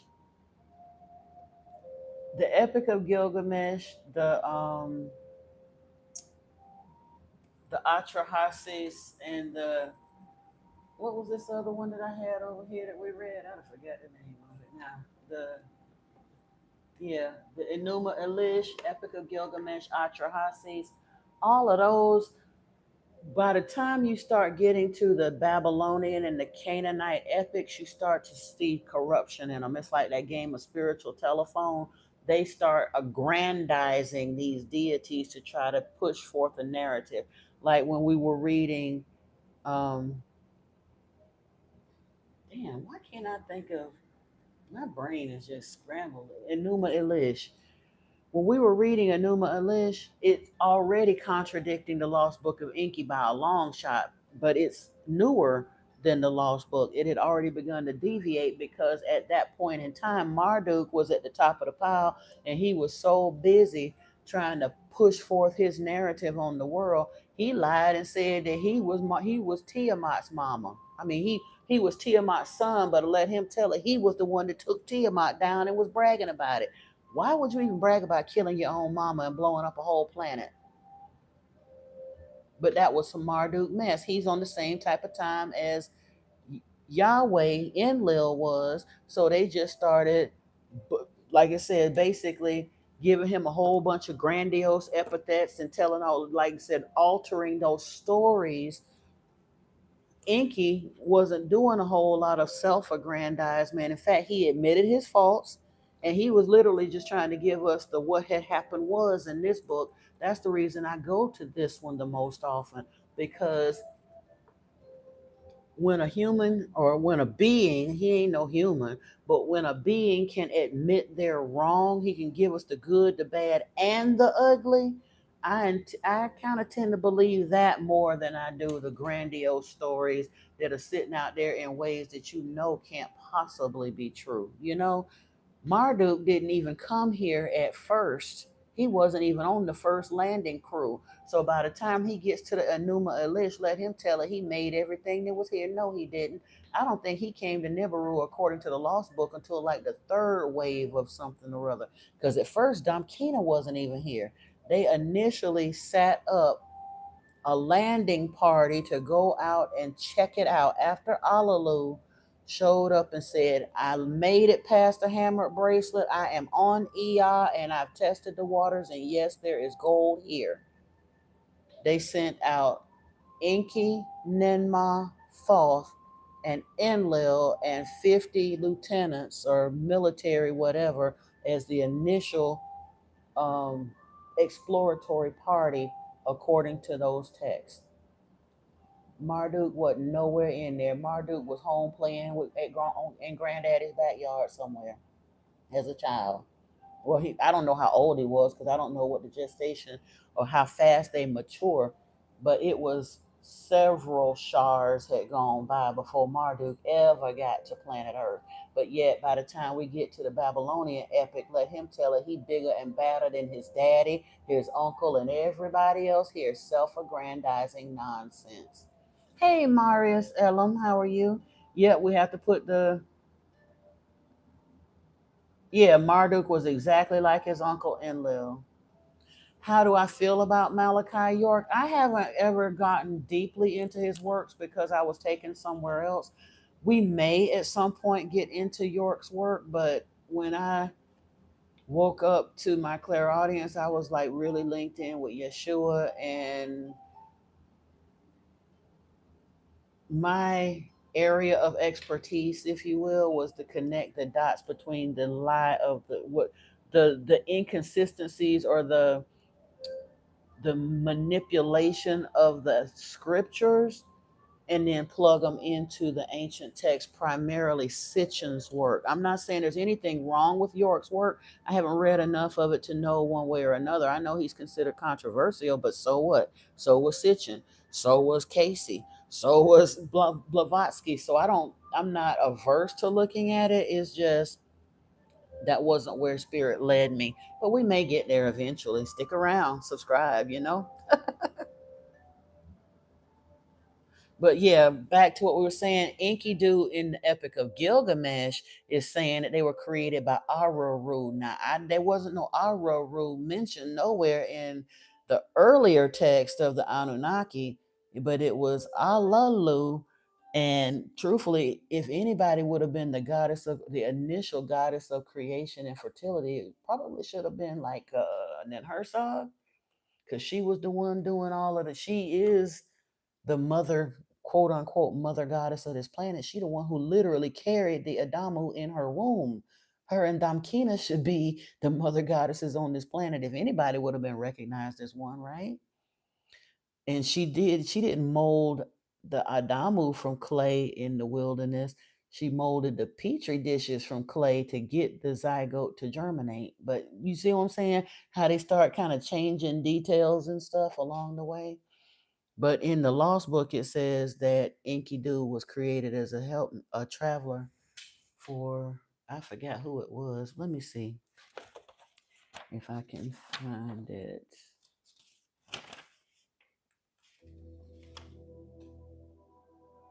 Yeah, he was an artificially created companion of Gilgamesh when Gilgamesh was sent on his travels, according to the uh, glossary at the end of the Lost Book.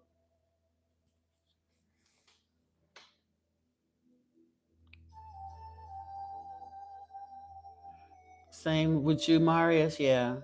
And then Herzog is the mother of humanity. She is. Isis, like I said, Ninma, Ninhursag, Isis, Ishtar, whatever they choose to call her, however they choose to morph her, she is the mother of humanity. And what people don't know, them good Christians, every time they talk about the flood story, it was Ninma who felt regret and gave the rainbow as a covenant with mankind that humans would never be allowed to be destroyed by water again. It wasn't Enlil. He was mad as hell that we survived. Like downright mad. He went all the way back to Nibiru, to the seven who judged, to get permission to drown us all like sewer rats. And the fact that we survived because Lord Enki listened to the creator of all's messenger, Galzu, and said that we were to be preserved, plus the fact he didn't want his son, Noah, to be destroyed. So Enki was the one that was responsible for humanity surviving the flood. Yahweh just came along later in this book and took credit for it, the same way Marduk took credit for destroying Tiamat in the Enuma Elish. Same thing, no different. Now, I'm not saying there isn't value to be had in this book. I'm not saying there isn't some truth, excuse me, some truth to be had in this book. But we went through Amos and Obadiah in that video that I uploaded a couple of days ago, and we saw that was absolute evil villain monologuing in there, self-aggrandizement. That's what Yahweh do. And it's a whole lot of that in here. In Job, he did it. He did a whole lot of it to Abraham. He did a whole lot of it to the nation of Israel. Evil villain monologuing. You said by the spade of order of the dragon's breath, you cast out chaos and anchor justice. Marduk, Lord of heaven and earth, may your star rise in my speech. Your rhythms pulse in my boundary. Well, he ain't Marduk ain't the Lord of my heaven and earth, Antoine. But okay, you go ahead. I give Marduk and Enlil as little shine and as little credit as I can. I ain't studying neither one of them jack leg donkeys, but okay. And again, I'm sorry if y'all feel like I'm being disrespectful, but they're not deities; they're just beings, and they was both pretty shitty beings. And what they did to humanity, in my opinion, my humble opinion, was just downright wrong. And I have very little regard or respect for Marduk or Enlil, Yahweh, Jehovah. I just don't. You can keep you Antoine, you are entitled to feel however you feel, honey. I'm not here to tell you how to feel. I'm just saying, me personally, I just don't, because I know the ways that they have co-created together to bind humanity. Even now, it I don't even know why it bothers me that people don't want to credit stuff, because like I said, a lot of folks don't, they so busy wanting to credit the Bible, but they want to deny the authenticity of a lot of these other books that we're finding. But I don't even try to argue on the authenticity of them. I just look at the information that's in them. And when I look at things like the Emerald tablets and the Lost Book, and as we're getting into others of Sitchin's work and stuff, it's just Enlil genuinely wants to keep us here forever. And I don't even know how long he can survive like this. You said if yeah, if exactly, if we lived in Babylon, yeah, we would have been required to say it, and or we would have been unalive. But now that I'm not here, yeah, I just call it out. But again, that's kind of a problem of mine. It got me in a lot of trouble as a child too. I've always been a truth teller since I came on this planet, and a truth teller plunked down in the middle of a narcissist and her supply catches hell. A truth teller put down in the middle of a religious cult that don't make no sense catches hell. It said, if the creator of all knows about us and saved humanity, it makes you wonder what he or she looks like. I know, right? But I also have to realize that that's just us putting the cart before the horse. We do that. We really, really do. We're like petulant children. We demand to know things that our minds cannot even comprehend, but we still want to know. Even though it would probably make the top of our head pop off, but we still want to know. And this creator of all is like, first things first. Just handle this first, you know?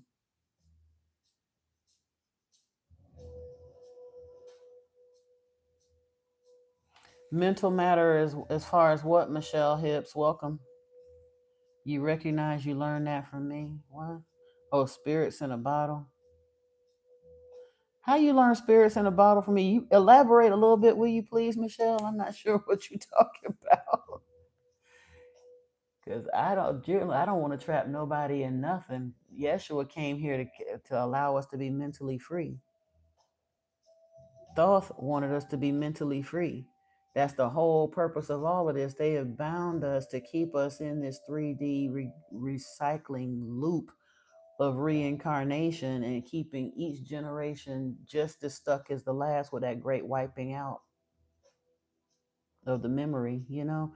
And that's the crazy part. I know a lot of the powers that were mad as hell, because a lot of the kids coming in now, these starseed babies, they're not forgetting. They're coming here with, a lot of them are coming in more and more all the time, are coming in with their memories intact from previous lifetimes. And I think that that is wonderful. I saw a short reel a few weeks ago, and it was the lady was creeped out a little bit by it, but she had her little baby, couldn't have been more than maybe a year and a half, maybe two at the most, but she wasn't no big baby. And she had shown her child a picture of her grandmother for the first time. The child wasn't old enough to know who grandmama is or none of the rest of that. Hang on a second, I gotta find another music track. Oh man, hold on. What? She had shown a picture of her grandmother, and the little girl, when she first saw the picture, she was just staring at it like that, and she said, "It's me," and reached out and touched the picture. She was just fascinated to see herself in that picture. But this child had never seen a picture of her grandmother. Her grandmother had passed long years before she was ever born. But when she saw that picture, she immediately touched that picture and said, "It's me." Now, how can people turn around and deny that we're coming back here when they see stuff like that? My favorite one is that little boy. I don't remember his name. He probably grown now because it happened a long time ago. But from the time he was like 3 or 4 years old, he kept telling his parents that his name was something else, and they didn't want, they're like, "We gave you this name, blah blah." He started describing having been shot down in World War II. He described the bay that he was in, the type of plane that he was flying, the buddy that was in the squadron with him, and the last thing that happened as he was shot down, and all the rest of that stuff. He kept that story so consistently that I think by the time he was like 6, 7, 8 or so, they actually went and looked up the name that he kept saying was his friend from World War II, and the man confirmed everything that boy had said. They actually were able to go back to the bay where he was shot down. The man told a story that exactly matched that child's story. And this child, how was he gonna know details of a military skirmish in the middle of combat in World War II that was something that may have been discussed on a radio broadcast or something years ago, but this was in like the early 2000s or the late 1990s that this child was born, and describing something that he had never read about, never heard about, didn't see on TV, didn't see on radio, and named it all the way down the line, even down to the name of the one friend of his who was still living from the actual time that it had happened during World War II.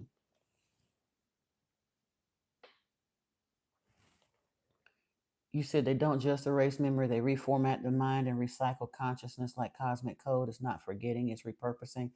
I don't doubt it at all, but I'm loving the fact that it's with some of these latest star seeds that are coming in, it ain't working like they had wanted it to, and they're still getting some of that memory. I love that. Hold on, let me see.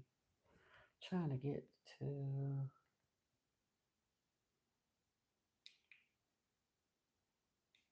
Oh no.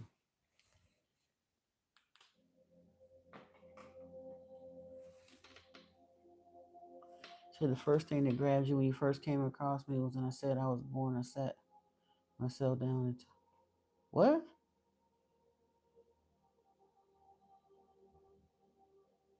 No, I didn't never say that. I ain't never told nobody that when I was born I sat down and told myself everything I needed to know. No, no, no. You confused me with somebody else, Michelle. I have never uttered those words. I have early memories earlier than most people, but it was not, I've never told anybody that I sat myself down and told myself everything that I needed to know from a child, because I'm still learning to this day. I definitely needed to know more than what I knew when I got there.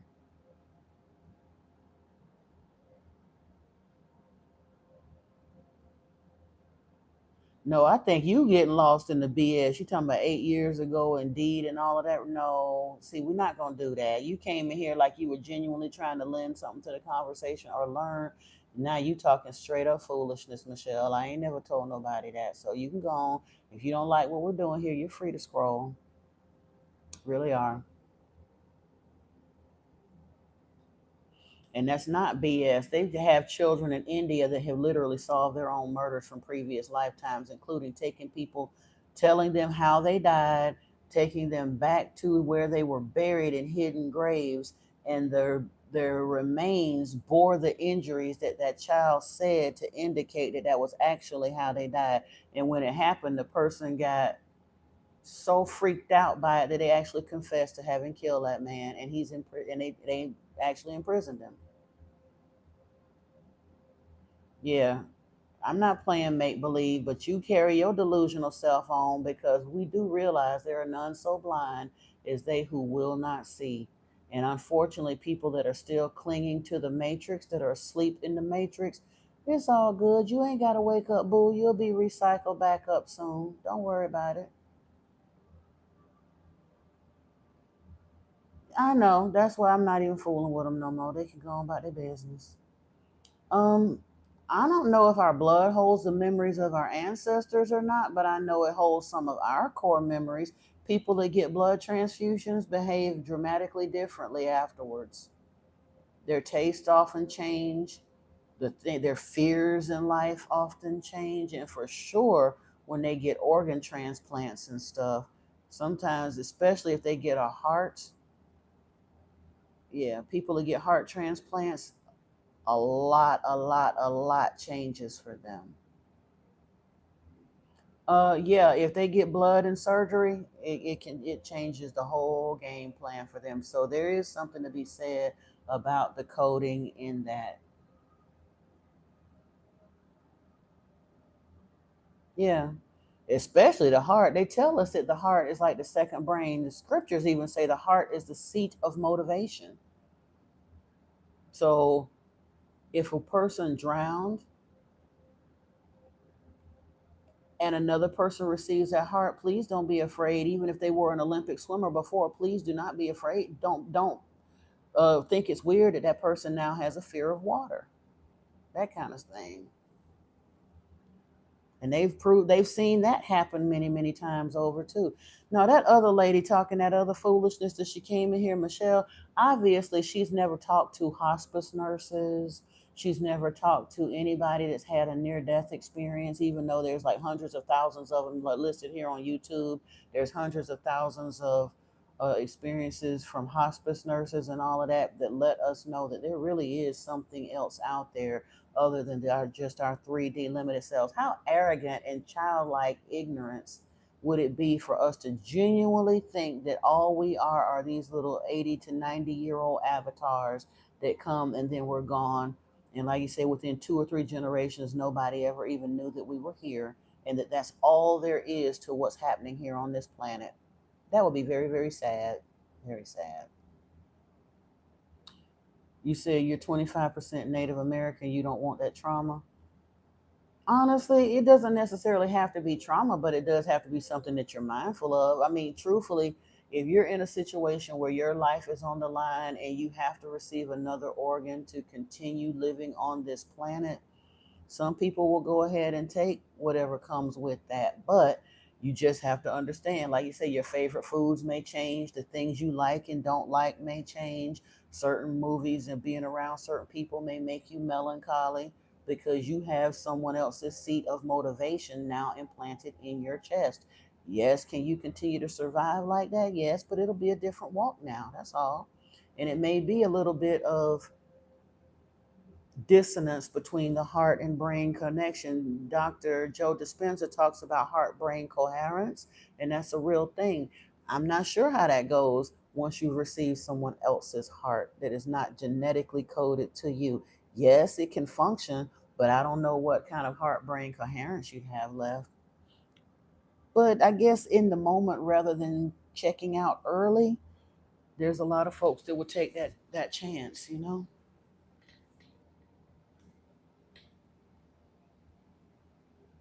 Did anybody else want tarot pulled for them today while we're here? I'm just thinking about it because we got off. I don't mind being on this conversation. I can talk about this all day. I just don't want anyone that actually came here for tarot today to feel left out. We can certainly continue on the spiritual conversation if everyone is complete as far as the cards, but I was just curious.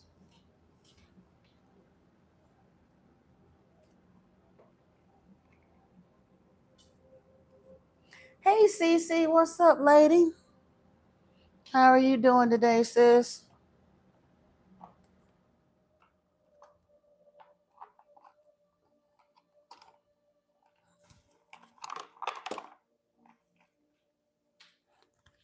Oh man, trying to put some of these aside. You said it's the first time you saw someone cross-reference a Bible with the Book of Enki, but truthfully, why not? They come from the same basic people. We just don't understand. I mean, the older part, all of this stuff from Deuteronomy, Exodus, Leviticus, Genesis, Exodus, Leviticus, Numbers, and Deuteronomy. All of that's the early part of stuff that came down. This part here should have been called the Anunnaki breeding program, because that's what it is. That's the story from when they first came here to Earth to when they started populating the Earth after the Adamu was created. Now, of course, they abbreviated some stuff and left some stuff out because they had a whole religious narrative to paint, but that's exactly what happened. Even like I said, by the time it starts going astray in Genesis, because Yahweh was already in search of a people by then, because the people had gotten so populous, and because he ain't it ironic that he was the one that told that lie that we were supposed to be presented as they were supposed to be presented to us as gods, that they all of them, when he separated them and all that other stuff with the Tower of Babel and all that stuff that had happened, he separated them, and each one of the gods took their people into their lands, and they doing their thing. And the one that made that lie was the one that was so hateful, he wound up without a land and without a people. I find that highly ironic and a little bit funny, you know?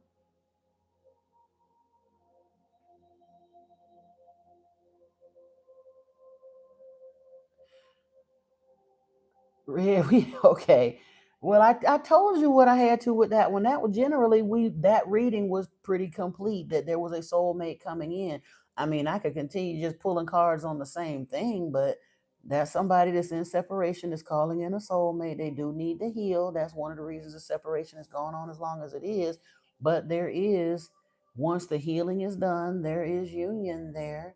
It does look like it does. I still had this one left here. It looked like somebody needed to be a little bit, keep it under their hat, because you got some haters in the background, but that's not uncommon either in these kind of relationships. There are people, we talked about that, the people that do the oogly boogly and the exes that try to keep you from coming in union with your soulmate and all of that. But we basically chewed the flavor out of that particular gum.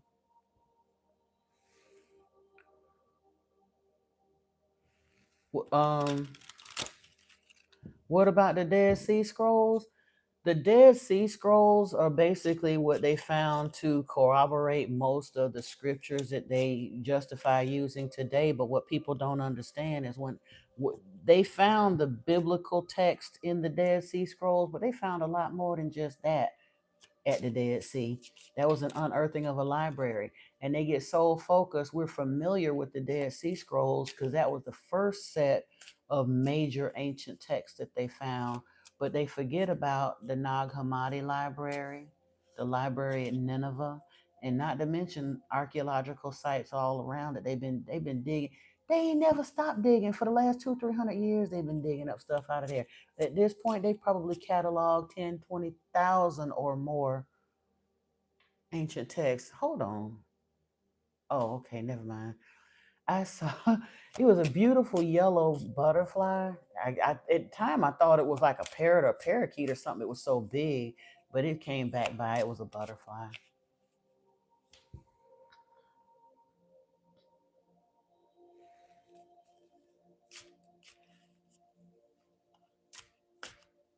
You said yes, bro. 100. Let me tell you something. Now you're gonna stop playing with us over here. You are too spiritual to still be doing that tongue-in-cheek, self-deprecating nonsense. You know damn well your words are spells, bro. Stop talking that nonsense into your life.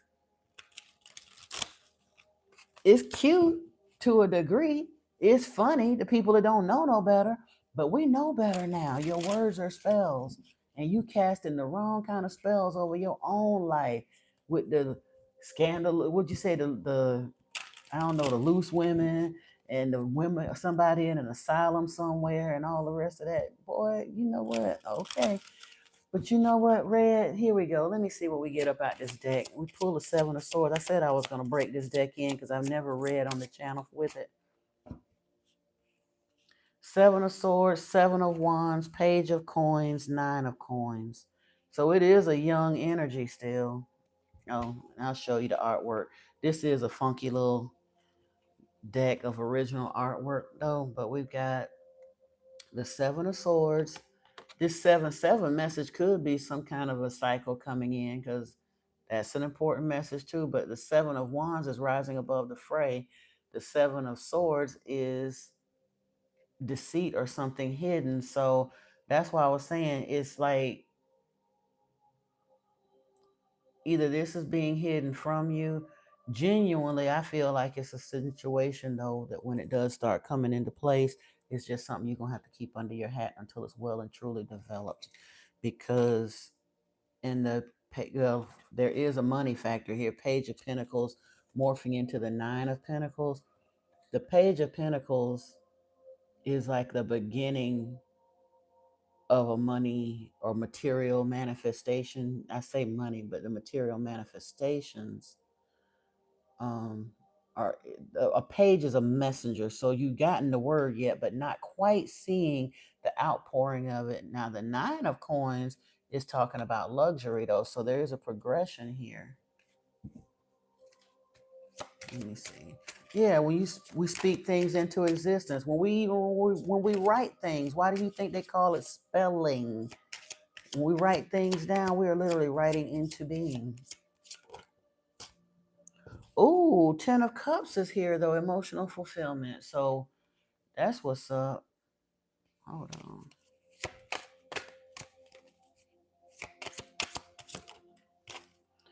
Queen of Pentacles.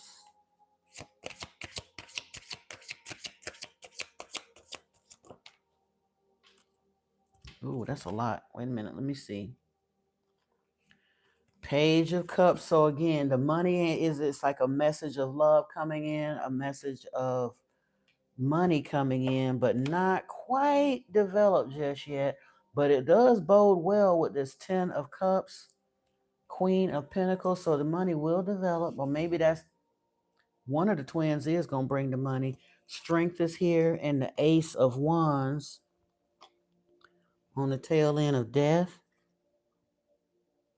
The Hermit, the Nine of Cups, that's personal emotional satisfaction, and the King of Swords, communication.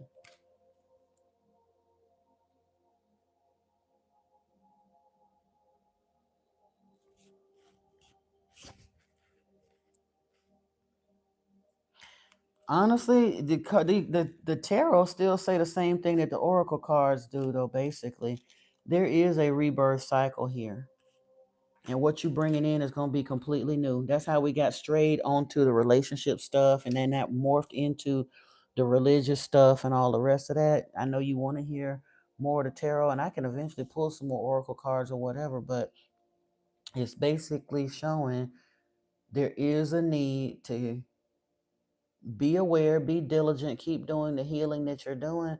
But when this comes in, keep it under your hat a little bit until it's really and truly getting all comes together. And often, face it, even in regular relationships, money can tear a relationship apart. Sometimes money can keep one from coming into um, being as well. Money can keep you apart or tear you apart once you've gotten there. But it does look like eventually it will work out. The Hermit is here, and Strength, and then this death cycle. So again, it's kind of what I said in the beginning. And a lot of times I could say something to you and truly don't even need the cards. I like the cards because people like to see them, and I don't mind shuffling them. And hell, I went and collected all these decks, so why not use them? But at the end, it's kind of sort of the whole conversation that we were having about being in separation, why you're in separation, all of that stuff. There is a period of leveling up that was required for both of you. You had to heal past traumas and do the shadow work, do the inner child work, probably 2 or 3, 4 rounds of that, And in separation, you're both being prepared for the other and for stepping into spiritual mission, because twins ain't coming into mission just because it's cute. They come into mission to perform a divine mission. The love and all that stuff that you get to enjoy, that's just a perk, icing on the cake for you, but you're literally being suited and booted for work for the divine. And that takes some time sometimes. So keep doing what you're doing, understanding that it really genuinely is about getting yourself all the way together first, so that that person is not coming into a work in progress. People talking about you complete me. That's a lie. That two whole people need to come together. Don't nobody need to come in to complete you. You need to be complete first and leveled up spiritually first. I mean, not saying you're gonna still continue to grow and all that together. You don't have to be perfect, some hierophant sitting on high, but you do at least need to have some spiritual direction and at a certain point of the awakening. Because again, the people that are being drawn, because it's all connected, honey. That's the thing that people don't understand. Some people go to tarot just looking for where the money at, when the man coming in. But the kind of tarot reader that I am, I understand that the money and the man come with a divine mission. I'm here for those who are actually on an ascension path, who are on the path of the initiate. We are light workers. We are uh, sacred soldiers, whatever you want to call it. We are the ones that are walking each other home, the founders, the builders of New Earth. We are the survivors. We are the core crew of the Nebuchadnezzar as we roam through the matrix, waking, pulling these folks up as they're waking up out of the matrix. The folks that are drawn to my channel ain't no just regular people. They are spiritual light workers, are becoming such, even if they don't quite know it yet. They just know they keep coming back for a reason. They don't quite understand. But we take the tarot, we use the tarot hand in hand, then we go back to the scriptures, then we over here at the tarot, then we over on the ancient text. We pulling it all together. I'm not one of them, and again, I'm not knocking the readers to just read karmic energies or just read for the gossip and the nosy and they digging around in celebrities' lives and all that stuff. That's an entertainment thing too, but that's not my tarot walk. So yeah.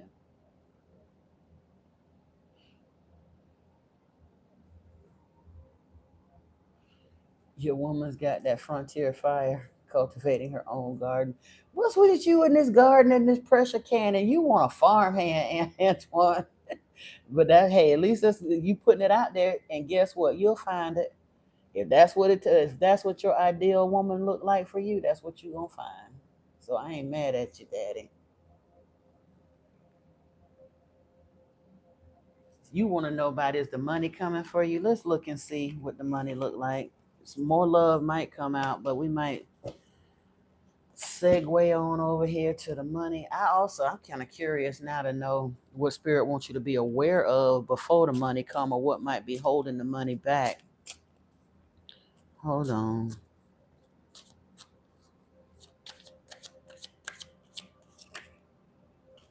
Three of Cups is here. Queen of Swords. Death pops out again. And the Ace of Wands. Four of Cups is introspective situation. And the Five of Coins. Something is in your emotional crawl that's keeping you. It's ooh, and Six of Cups. There it is. Melancholy. That part. There's still some more. Um, I don't even like to call it shadow work because it don't have to be all that dark, but there's still more introspection that you need to do. Literally, the Four of Cups is the card of apathy or introspection, and it came out here with the Five of Pentacles, which is absolutely, that's a poverty card. That is the card of lack. The Five of Coins is about having been down financially, monetarily.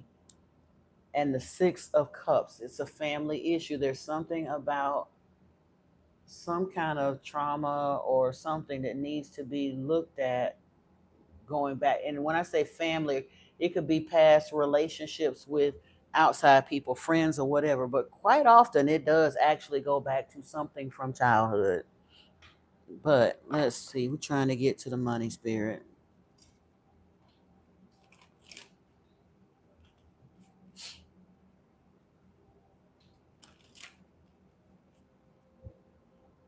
Oh, you were speaking a woman into existence for bro 100. Well, good, because he said he like alcohol, so that's good too.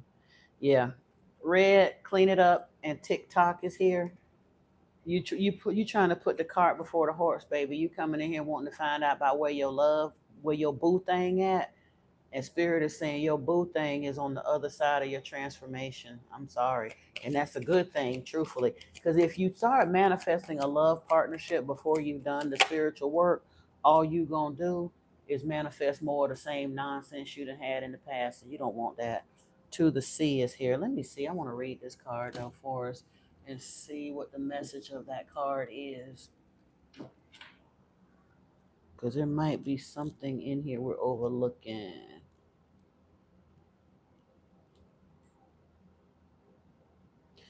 Oh, being in flow, returning to source, recognizing how pieces fit together, a natural pattern of events. The oracle's message: isn't it wonderful when you feel yourself in the flow of life, when events and conditions seem to engage you in a way that is fluid and effortless? This card reminds you that going with the flow is exactly what you need to do right now. Ride the wave of opportunity formed by perfect conditions. Allow trust and faith to guide you forward as you flow like a river into the sea of life. The relationship message: there are points in a relationship when you have to decide to go with the flow rather than dictate the course you share with another. Can you let go of the need to have things in your way or have things your way and allow the relationship itself, your combined goals and desires, to steer the ship? Can you both transcend your personalities and allow the partnership to form its own identity, its own energy? Well, you're not in partnership yet, so I get that part. The prosperity message: everything seems to work out when you stop scrambling and allow the sea of opportunities to wash over you and wake you up to your most prosperous potential. To get into that flow, you need to address your beliefs about abundance and money. The true meaning of your personal currency lies in your skills, your talents, and abilities, and most important, your core beliefs. Everything flows from your inner world and is reflected in the outer one. When grateful to serve, you align your prosperity consciousness with a higher consciousness. You can expect miracles. Everything you need will come to you easily. So that's what's up.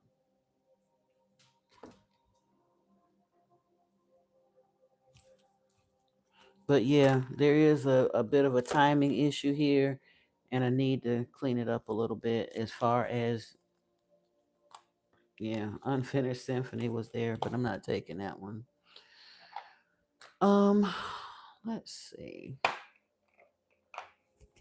Since we got to do a little inner work, let's get on in here to these Akashic cards. No, you're not looking for anyone. You just wonder if there was one in the near future.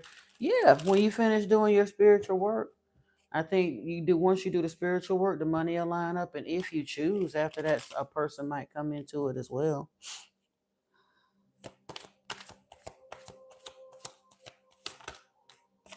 Let's see. Be your divine self at all times. If so you weren't designed to fit in, break away from expectations and fully express yourself in your own unique way, and you'll be a magnet for success.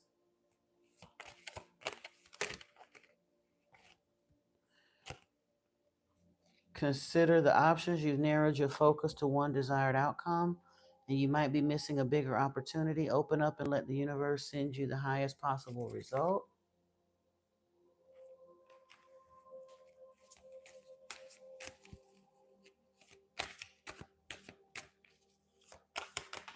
Ooh, that's a lot. Let me see.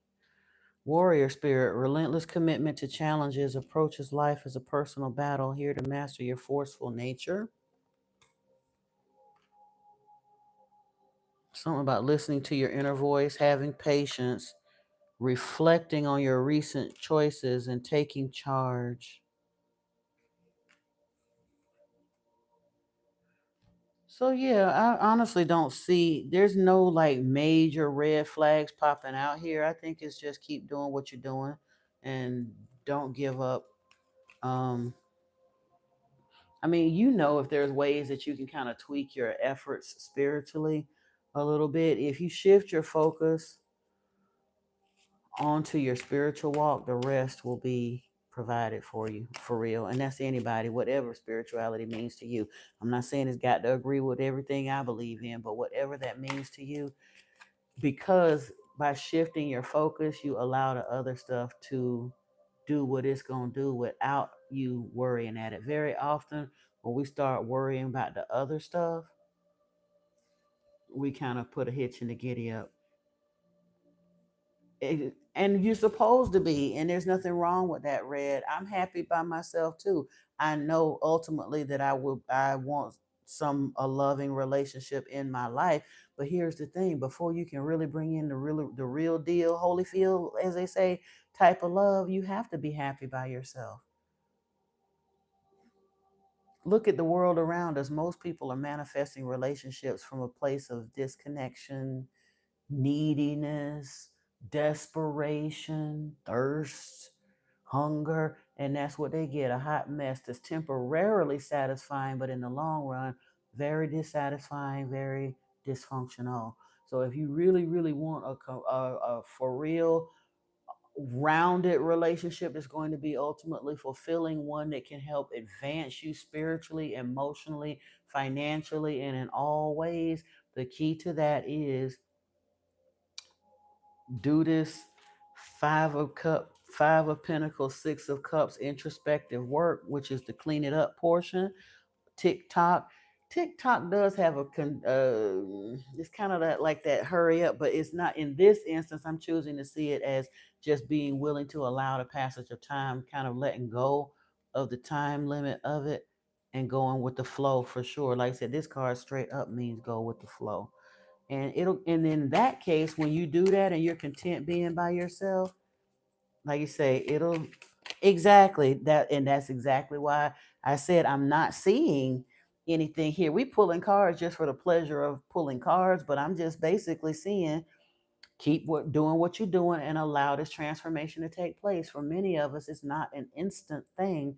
It's a pathway. In fact, there's a card in the Kipper deck that's called Pathway, and it used to be called 2 years patience in that deck, because the spiritual journey, we get so used to the instant, and we see some of these gurus that tell their story about how they wasn't the least bit spiritually focused, and then all of a sudden they got rock bottom down in their life to the point that they was considering potentially ending their life or whatever was happening, and then all of a sudden they have this lightning strike epiphany of a moment that just shoots them up to this guru status. And I'm not invalidating their experience, but that ain't the way it happened with most people. Most people. Now, why you gonna put that on red? Look, bro, 100. Why in the world would you put? They the red and already said they don't want nobody. Why would you put that on somebody? But yeah, most of us, our spiritual journey is a walk, and it's layers to it and levels to it. We got to break away. First, we got to see the ways that we were asleep and entrapped in the matrix when we first wake up, and that can take some time, because there's a waking up and then a tendency to get sucked back in by our peers, our belief systems, our all the rest of that. But it's so uncomfortable, we can't quite stay asleep, but we ain't all the way awake. Then we'll get woke and start going down the conspiracy rabbit hole and this and that, and some people get stuck there for years. Some people never crawl out of that, and then you realize, wait a minute, I could continue chasing conspiracy rabbit holes, but truthfully, they're not even theories. They're mostly true. But what are we going to do about that? And then you actually get to a point where you start to ask the questions. That's the zero card in the tarot. That is the Fool. They talk about the fool's journey, but it's not. It's every man's journey. And it takes you through the major arcana, from the Fool, where you first asking the question, to the Magician, learning how to balance as above, so below, using all the elements. Then you become into that High Priestess energy, where you're seeing and knowing but not necessarily speaking on it. And then the Empress, you starting to learn how to manifest, but again, kind of off to yourself. We go through the Hermit, We go all we literally, the spiritual journey is quite literally working your way through the major arcana. And as you do that, all of the minor arcana events in and around your life, dealing with the people in and around your life as you're healing, ascending, discarding others and drawing others in, the tarot tells the story of life.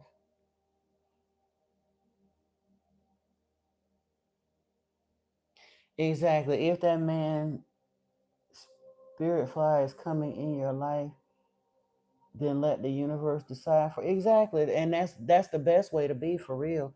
When you let your spirit team and your ancestors shop for you, they'll do a much better job than anything that you could have ever come up with. Not only will they get your heart's desire, they'll throw in some stuff you ain't even think to ask for, but you will be so grateful that they did. It's just way better than what you thought you could have found, than what you could have found by yourself looking for yourself.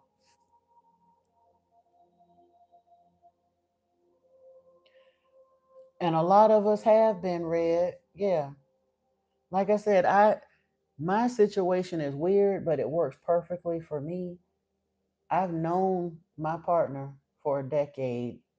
In the abstract sense, we are long distance. I have the emotional support of them through a phone and computer screen, telephone calls. Then eventually we got to where we were, we could link up in the astral and telepathically and all that stuff if we want to. But physically, no. But where I was at in my life, it works for me. I'm cool with that. Other people on the outside look at it and judge. And yeah, we finally gotten to the point where we're like, all right, it's ready. It's time to actually do this now. But at the time when we first came into being, neither one of us were ready spiritually, emotionally, or financially. And I had karmic lessons that I needed to learn and people that I needed to jettison away from my life. And so did they. And yeah, it was a whole lot. So each person's scenario works out for them the way they needed to work out. And the main thing, in my opinion, the best way to find a divine counterpart is exactly what you're doing. Be comfortable in your solitude and be perfectly happy. And here's the thing, you may be one of them rare people that choose you don't want to bring in love. Everybody won't. But the ones that are being called into divine counterparts, I speak a little on that because it was shown to me that they really do have a divine mission. They are here to do a spiritual work. And I do kind of like that part. I really, really do. All right, all right. Does anyone else have a message for the card today? A lot of people do, bro. 100. I remember seeing something, reading it, whatever, that at this point in the game, and at first people used to clown people for meeting people online, and then of course things like catfish came along and got people scared and all the rest of that. But we're so far into the computer era, the information era, that in this day and time, more people actually meet online than meet in person anymore.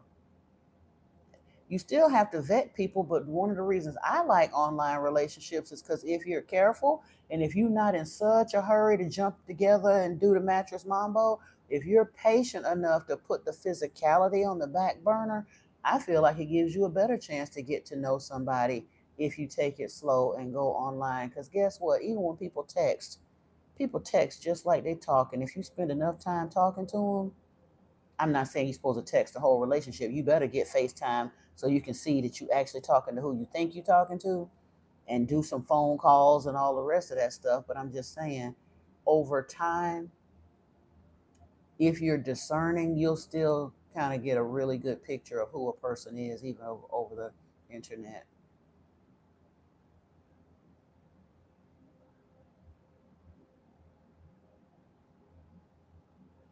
Um, unless it was, there were a couple of lives that I hadn't made public yet, so you may want to go back and look at it, because I remember I did go back in and link the short reels to the corresponding live streams, and there were three of them, I think, that I had forgotten to make public. But I did do that. All of the live streams except for the one that was still processing from yesterday.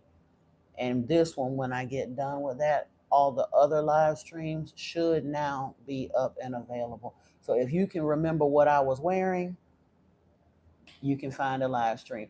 That's one of the reasons why it is weird, because I know a lot of content creators will do a bunch of content on one day. So they'll have 5 or 6 sets of videos where they're wearing the same thing. And I may do that for the uploads, but for the live streams, I try to make sure that I don't rotate my outfits too closely together. Because I mean, truthfully, if I had 3 outfits, I could wash them and wear the same things all the time. But even when you can't remember the day that you looked at something, you can go back. If you can remember the outfit, then you can find it easily. Okay. Oh man, I don't remember either exactly.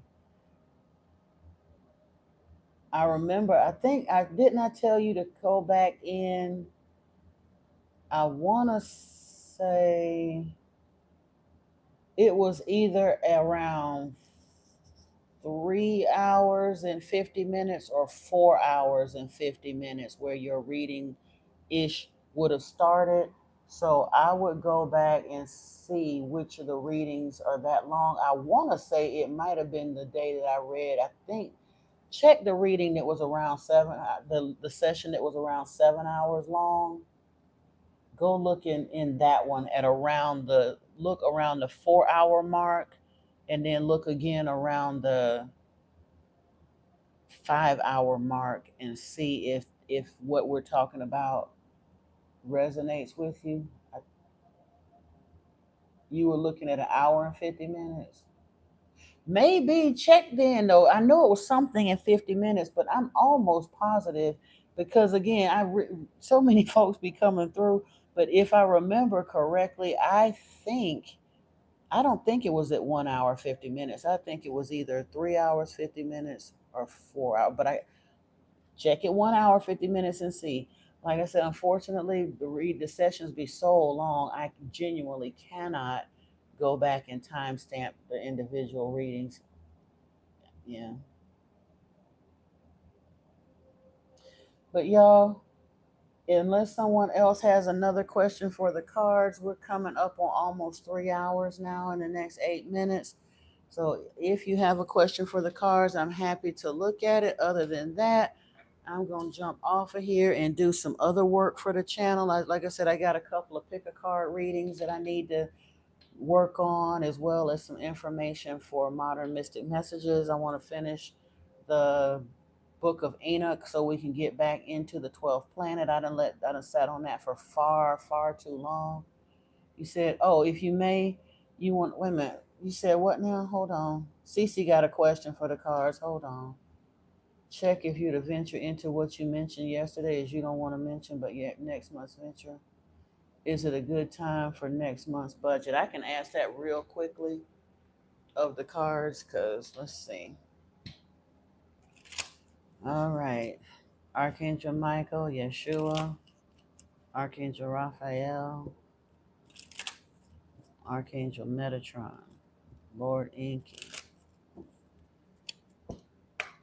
Are the issues that Cece mentioned about the venture she wanted to go into is next month a good time? Now, on the split, I'm gonna pull a couple more, but right now it's showing, ooh,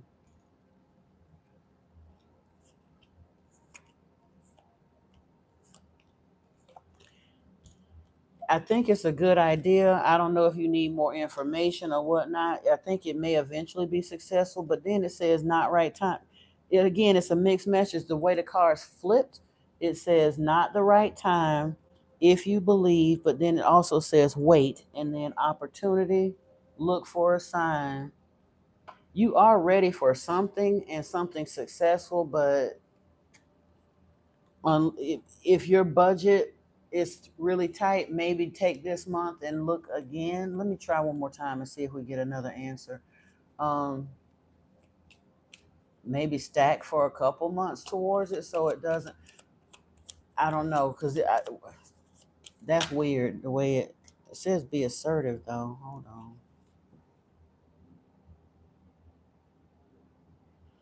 Is it a good time for next month's budget, Spirit?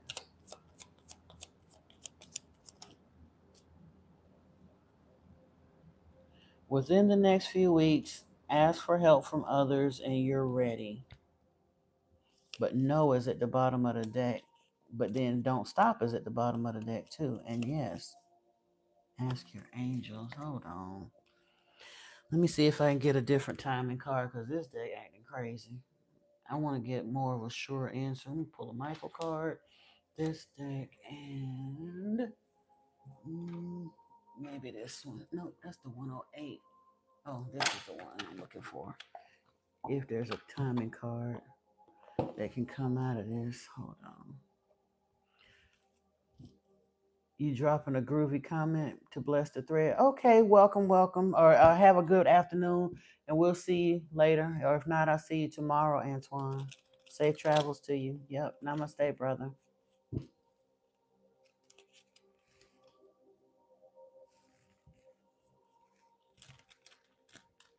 Oh, you got to make a video? Yeah. Do a little, get some mushrooms. I think I got to do some, go in here and get some beans prepared. Now, when I split this, strength came out here with the timing of 7 to 14 days in Leo. So I don't know if that's a go. Let me look and see what else comes out. Hold on. See. Hey, Valerie, welcome. I do private readings, Red. You can email me at modernmysticmessages@gmail.com and I'll shoot you my pricing and stuff.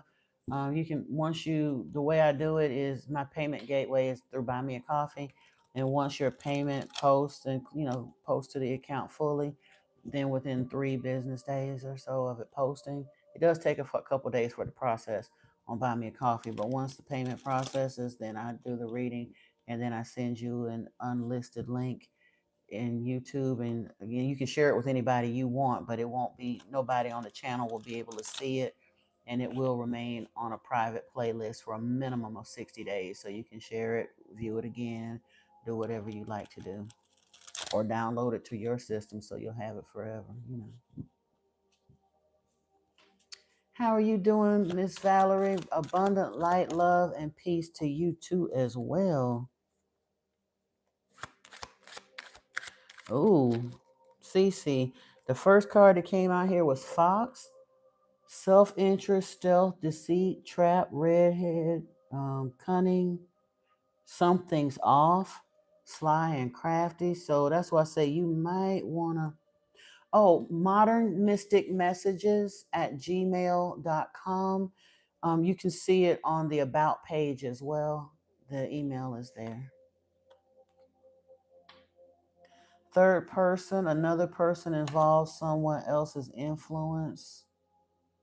Stranger, outside party, rival, yarn, tangled up, problems, complicated circumstances, conundrum, unraveling.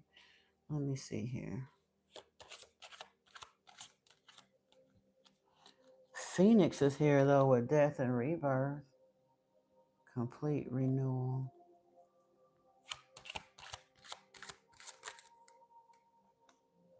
Grasshopper, leap of faith, easygoing. Jupiter, ruler of expansion, wheel of fortune. Hold on, Firefly. I'm getting mixed signals twice.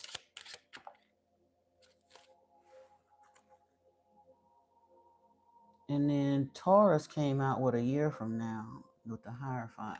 And I don't think you gotta wait a whole year. But from what I'm seeing with the mixed signal, CC, I think you just need to do a little bit more research before you jump in. It's saying just wait, make sure you got all the facts, find out what the residual, maybe get a chance to talk to some other folks who have actually done that and see what kind of results they're getting. Definitely, I'm hearing very strongly ask about the hidden costs. For some reason, I think that it's something that's very easy to get into, but something in the back end, either there's something in the hidden cost or the marketability of it to make it viable might be more involved than what they're letting on. They make it seem like it's a presto changeo automatic thing, and I think that there's more to the story than what they made you aware of up front. For example, again, not to get your thing in there, but I was looking at the whole, there's this girl on YouTube, and I'm not going to name the channel because I'm not saying that she can't do what she's doing. And I'm not saying that it ain't something that I might even want to do at some point. But with my current circumstances, she's advertises a lot how she does faceless channels, and she making $400,000, and she's off on 6-month cruises, and she doing this and she doing that and she doing all the other. Sounds groovy until you start looking at a lot of these faceless channels and realizing somewhere down the line, them numbers, the math ain't mathing, because even on the really popular story channels, they might be getting 20, 30, 40,000 views, but 20 or 30,000 views even per video is not going to make you no $400,000 on YouTube. Your video has to be truly viral. You have to get like 1 million views to get about $4,000 off of it. So anything under $100,000, you're literally making money in the 2 to 3 digit range, not even 4 digits. So thank you, Valerie. Appreciate you. But then when I started looking into what she was talking about and sat in on some of her sessions, one of the reasons she makes that level of money is because the thing that she's promoting is, yes, do the faceless channels, but attach either a digital course or an ebook or some kind of a planner to it. And that's where a lot of the money is coming from. But what nobody's bothering to tell nobody is you got to market the hell out of that in order to do them kind of numbers. Like, seriously, that has to become your full-time platform, pushing the heck out of that particular thing to drive enough traffic to it to bust out $300,000 worth of sales.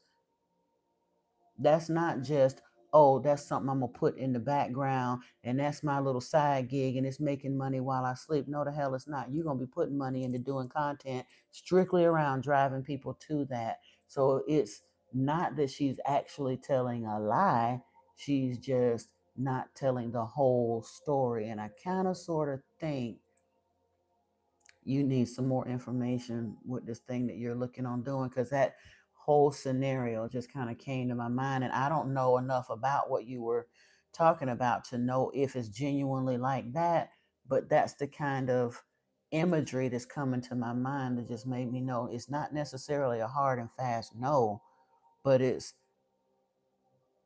make sure you fully understand what all it takes to make this thing viable, so that you know that you have enough time and enough money and the desire and the ability to push it into viability. Okay?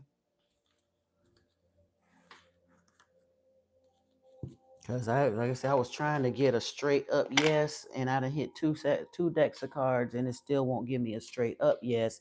It's a yet, but yeah, exactly. Not quite all the pieces are there yet. And so maybe since we're coming up here, we're at the 15th of the month, maybe I'm saying don't pull the trigger just yet. Maybe next month will be stack a little paper towards it in case there's some extra satellite costs that they didn't make you aware of, and continue to get information about it before you jump in. You're welcome. Ooh, honor and trust your feelings. A favorable outcome. You're on the right path. God is in charge. You created the situation. You have the power to change it. Archangel Michael is here to help you with the situation. So yeah, the gut feeling that I was having here, it could possibly work, but do make sure that you got all the information, because when they selling something, obviously, if it was as easy as they made it look, and I'm not even just saying that thing, I'm saying all of these people that are out here selling anything. Number one, if it was as easy as they was making it look, everybody would be doing it. And if it was genuinely as easy as they were making it look, why would they be selling it to you if it's making them the kind of money that they claim is making them? Why wouldn't they just let somebody know or put them on if it was genuinely that easy? Most of those people made that money by making that story sound easy. They didn't make their money from the thing that they're selling. They made the money from selling the thing that they're selling to people that want to do it. I done went to so like how I can't even tell you how many webinars that claim they're giving away free stuff and all it takes is this and it runs on autopilot and it's oh so easy and come and get this information and I'm done made all my money and I'm just telling you I gotta share it with people so that they cannot suffer too. And it sound gravy until they hold you captive for an hour and a half, and at the end of an hour and a half for the low price of about $3, $4, $5,000, depending on who it is and what they're selling, then you can get in and oh, if you really want the winner circle so that you can get the handheld guidance to really make it pop, it's gonna be anywhere between $7,000 and $10,000. That's how them people really made their money. Not that whatever they're selling is so great and it actually works. It actually works when they sell it to a whole bunch of other people that want to learn too. You're welcome, my dear. I'm glad that brings you some clarity. Is there anyone else that might have a quick question before we go? Miss Valerie, did you have questions for the cards today?